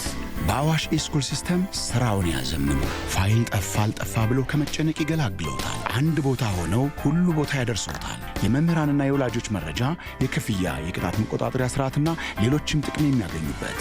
የአዋሽ ኢስኩል ኤሌክትሮኒክስ ቤተ መጻሕፍት የተለያዩ የትምህርት መጻሕፍትን የሚያገኙበት። ያሉበት ቦታ ሆነው ኦንላይን ትምህርቶን መከታተል ያስችሎታል። ወላጆች ከስራቸው ሳይስተጓጉሉ የልጆቻቸውን መረጃዎችን ያገኙበታል። ለትምህርት ቤቶች፣ ለመምህራን፣ ለተማሪዎች እንዲሁም ለወላጆች የጊዜው ውድ ስጦታ የትምህርት ቤት ክፍያዎችን በአዋሽ ሞባይል ባንኪንግ፣ በአዋሽ ባንክ ቅርንጫፎች፣ በአዋሽ ብር ወኪል በኩል ይክፈሉ። ከአዋሽ ባንክ ጋር ሲሰሩ ወላጆችና ትምህርት ቤቶች በእጅጉ ተጠቃሚ ይሆናሉ። አዋሽ ኢስኩል ስራን ቀለል ያደርጋል። አዋሽ ባንክ በአልኮል ሱሰኝነት ምክንያት ከሚከሰቱና ከፍተኛ የጤና ችግር ከሚያስከትሉት መካከል የጉበት፣ የነርቭ፣ የስኳር፣ የልብ፣ የኩላሊት፣ ከፍተኛ ደም ግፊት፣ የአይን፣ የካንሰር፣ የጨጓራና ሌሎችም ህመሞች ይጠቀሳሉ። በተጨማሪም የአልኮል መጠጥ ከመጠን ያለፈ ውፍረትና ደም ግፊትን ይቀንሳል በሚል የተሳሳተ ግንዛቤ አልኮልን መጠጣት ለክብደት መጨመርና ለከፋ የጤና ችግር መንስኤ ይሆናል። የአልኮል ሱሰኝነት ከጤና ችግር ባሻገር በቤተሰብ፣ በትዳር፣ በትምህርት፣ በስራ ላይ ከፍተኛ ተጽዕኖ ያሳድራል። ልብ ይበሉ፣ ራስዎን ተላላፊ ካልሆኑ በሽታዎች ለመከላከልና ለመቆጣጠር አልኮል መጠቀምን ያቁሙ። ጤናማ የአኗኗር ዘይቤዎችን በማዳበር ሕይወቶን ይታደጉ። ጤና ሚኒስቴር ከዓለም የጤና ድርጅት ጋር በመተባበር ጥድፍድፍ ሩጫ መዋከብ በጠዋቱ ልክ እንደ ትናንቱ የስልክ ጥሪ ሲነግረኝ ማርፈዴን አይኔ እየፈለገ አቋራጭ መንገዴን ሳላስበው ጣስኩት ትራፊክ መብራቱን። አሁን ምን ላማኝ ልጅ ተወልዷል ልበል ያልተረገዘውን ዘመድ ታሟል ልበል በጤና ያለው ይህን ሳሰላስል ትራፊኩ ደርሶ መንጃ ፈቃድ አለኝ።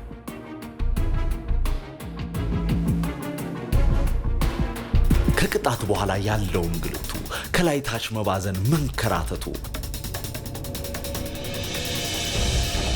በዚህ መሃል ነበር ድንገት ትዝ ቢለኝ በኮፔ ኢብር ሐሳቤ ቀለለኝ። በኮፔ ኢብር ወዲያው ከፍዬ መንጃ ፈቃዴን እዛው ተቀብዬ ከእንግልት ተርፌ ዛሬ ተምሬያለሁ። በጊዜ ደርሼ ስራ ጀምሬያለሁ። የኦሮሚያ ህብረት ሥራ ባንክ ለላቀ ለውጥ የቆመ።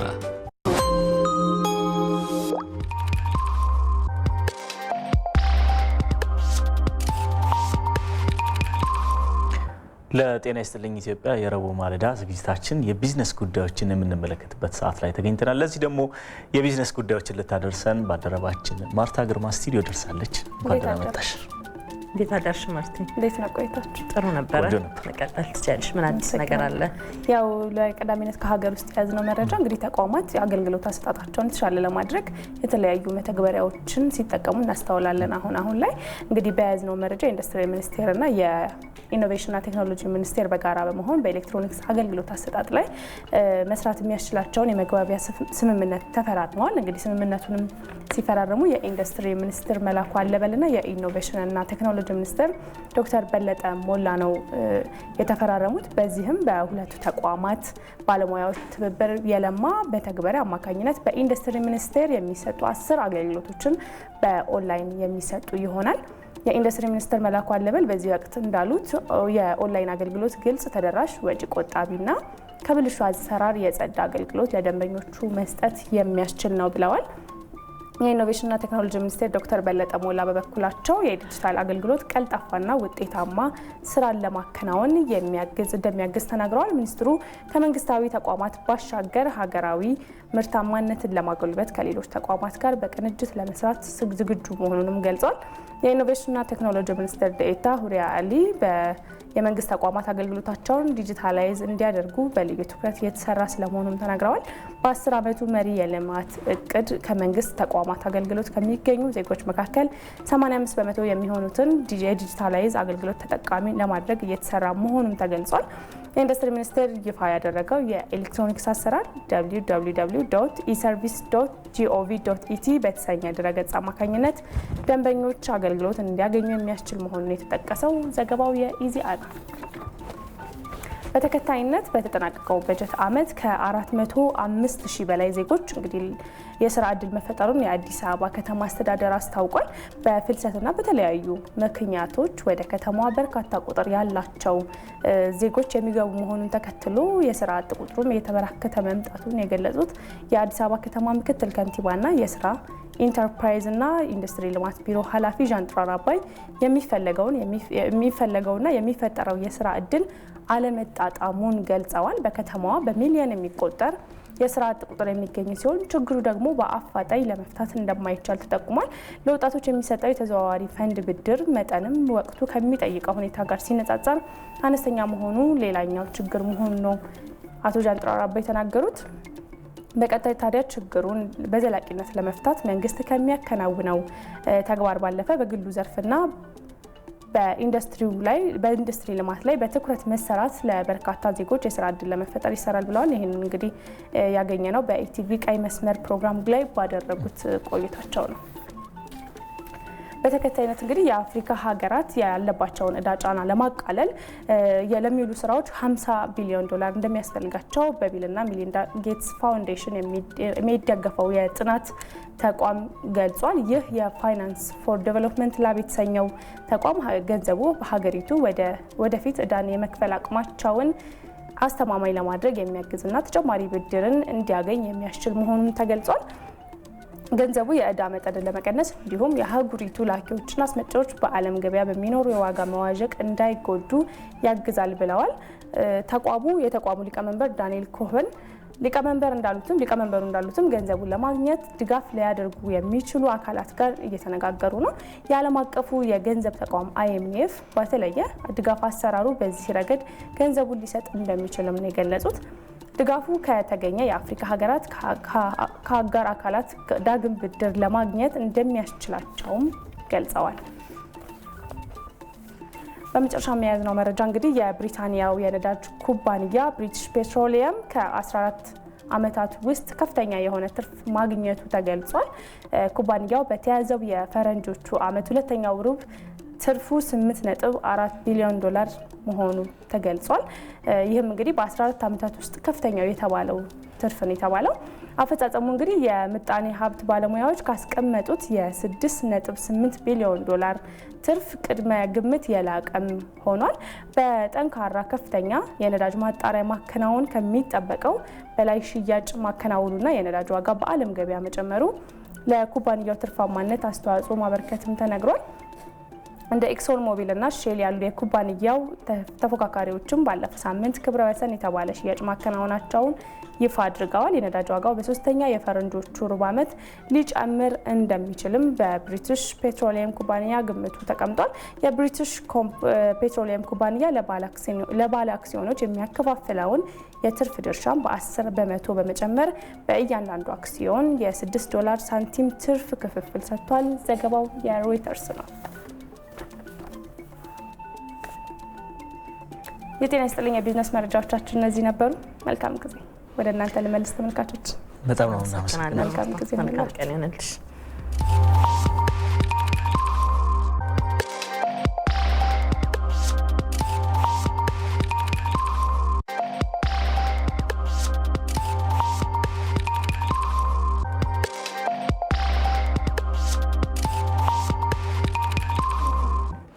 በጤና ይስጥልኝ ኢትዮጵያ የመጨረሻ ወደ ሆነ ጉዳያችን ነው የምናልፈው። ወደ ብራዚል እናቀናለን። በብራዚል በጭንቅላታቸው ተጣብቀው የተወለዱ መንትያ ህጻናት 100 የሕክምና ባለሙያዎች በተሳተፉበት ከዚህም ባለፈ 7 የቀዶ ጥገናዎችን በማድረግ መለያየት ስለመቻላቸው ተሰምቷል። ወንድማማቾቹ ለመጀመሪያ ጊዜ ፊት ለፊት መተያየታቸው ተሰምቷል። በዚህ ጉዳይ ላይ ማህሌት ታደሰ ተጨማሪ መረጃ ታደርሰናለች። ተከታትለን እንመለስ። ዓለም በሕክምናው ዘርፍ እጅግ እየተራቀቀ መጥቷል። ከቅርብ ጊዜ ወዲህ አዳጋች የሚመስሉና ይሳካሉ የማይባሉ ቀዶ ሕክምናዎች በስኬት ሲጠናቀቁ መመልከት እየተለመደ ነው። ከሰሞኑ ከወደ ብራዚል የተሰማው ዜናም ይህን የሚያረጋግጥ ሆኗል። የ4 ዓመት የልደት ሻማዎቻቸውን ለመለኮስ የወራት ጊዜ የቀራቸው መንታዎቹ በርናንዶና አርተር ሲወለዱ ጀምሮ ጭንቅላታቸው የተጣበቀ ነው። ህጻናቱና ወላጆቻቸው በዚህ ሁኔታ ለዓመታት ያሳለፉት ህይወት ምን ያህል ፈታኝ እንደሚሆን ለመገመት አያዳግትም። በርናንዶና አርተርን ለመለያየት 7 ጊዜ የተለያዩ ቀዶ ህክምናዎች የተደረጉላቸው ሲሆን የመጨረሻዎቹ 2 ቀዶ ህክምናዎች ብቻ 33 ሰዓታት መፍጀታቸውን ቢቢሲ በዘገባው አመላክቷል። ቀዶ ህክምናዎቹ በብራዚል ሪዮ ዲ ጄኔሮ በብራዚላውያን ሐኪሞች የተከናወኑ ሲሆን እንግሊዛዊው የቀዶ ህክምና ሊቅ ዶክተር አዌስ ጄላኒ ህክምናውን መምራታቸው ተሰምቷል። ህጻናቱ የመጨረሻው ቀዶ ህክምና ከተደረገላቸው ገና የሳምንታት ጊዜ ቢሆንም አሁን ያሉበት ሁኔታ መልካም የሚባል ስለመሆኑም እኚሁ ዶክተር ይናገራሉ። የመጨረሻውን ቀዶ ህክምና ካደረግን ገና 7 ሳምንታችን ነው። ቢሆንም ግን ልጆቹ በጥሩ ሁኔታ ላይ ናቸው። በእያንዳንዱ ቀን ለውጥ እያሳዩን ነው። ሆኖም ግን ስለ ጤናቸው ሙሉ በሙሉ እርግጠኛ ለመሆን ቢያንስ 6 ወራትን መጠበቅ አለብን። ከ20 ዓመታት በፊት እንዲህ ያሉ ቀዶ ሕክምናዎችን ማሳካት የማይታሰብ ነው። አሁን ግን ሁሉንም በእንዲህ አይነት ሁኔታ የተወለዱትን ሕፃናት መለያየት ባይቻል እንኳን የአብዛኞቹን ማሳካት እንደሚቻል አሳይቶናል። ምንም እንኳን ቀዶ ሕክምናው አይሳካም የሚባል አይነት ቢሆንም በዚህ መልኩ በስኬት መጠናቀቁ እንዳስደነቃቸውም ተናግረዋል። በጣም ብዙ ዝግጅት፣ ብዙ ማሰብና በብዙ ማቀድን የሚጠይቅ ከባድ ስራ ነበር። በመጨረሻ ሁለቱን ሕፃናት እንዲህ በጥሩ ሁኔታ መመልከት እጅግ በጣም ጥሩ ተሞክሮ ሆኖ አግኝቼዋለሁ። 100 ያህል የሕክምና ባለሙያዎችን አሳትፎ የተከናወነው ቀዶ ሕክምና ተያይተው የማያውቁትን በርናንዶና አርተርን ፊት ለፊት አስተያይቷቸዋል። ይህ ደግሞ ሁለቱ ሕፃናት ከወራት በኋላ ለሚያከብሩት የ4ኛ ዓመት የልደት በዓላቸው ትልቁ ስጦታ ሆኗቸዋል ተብሏል።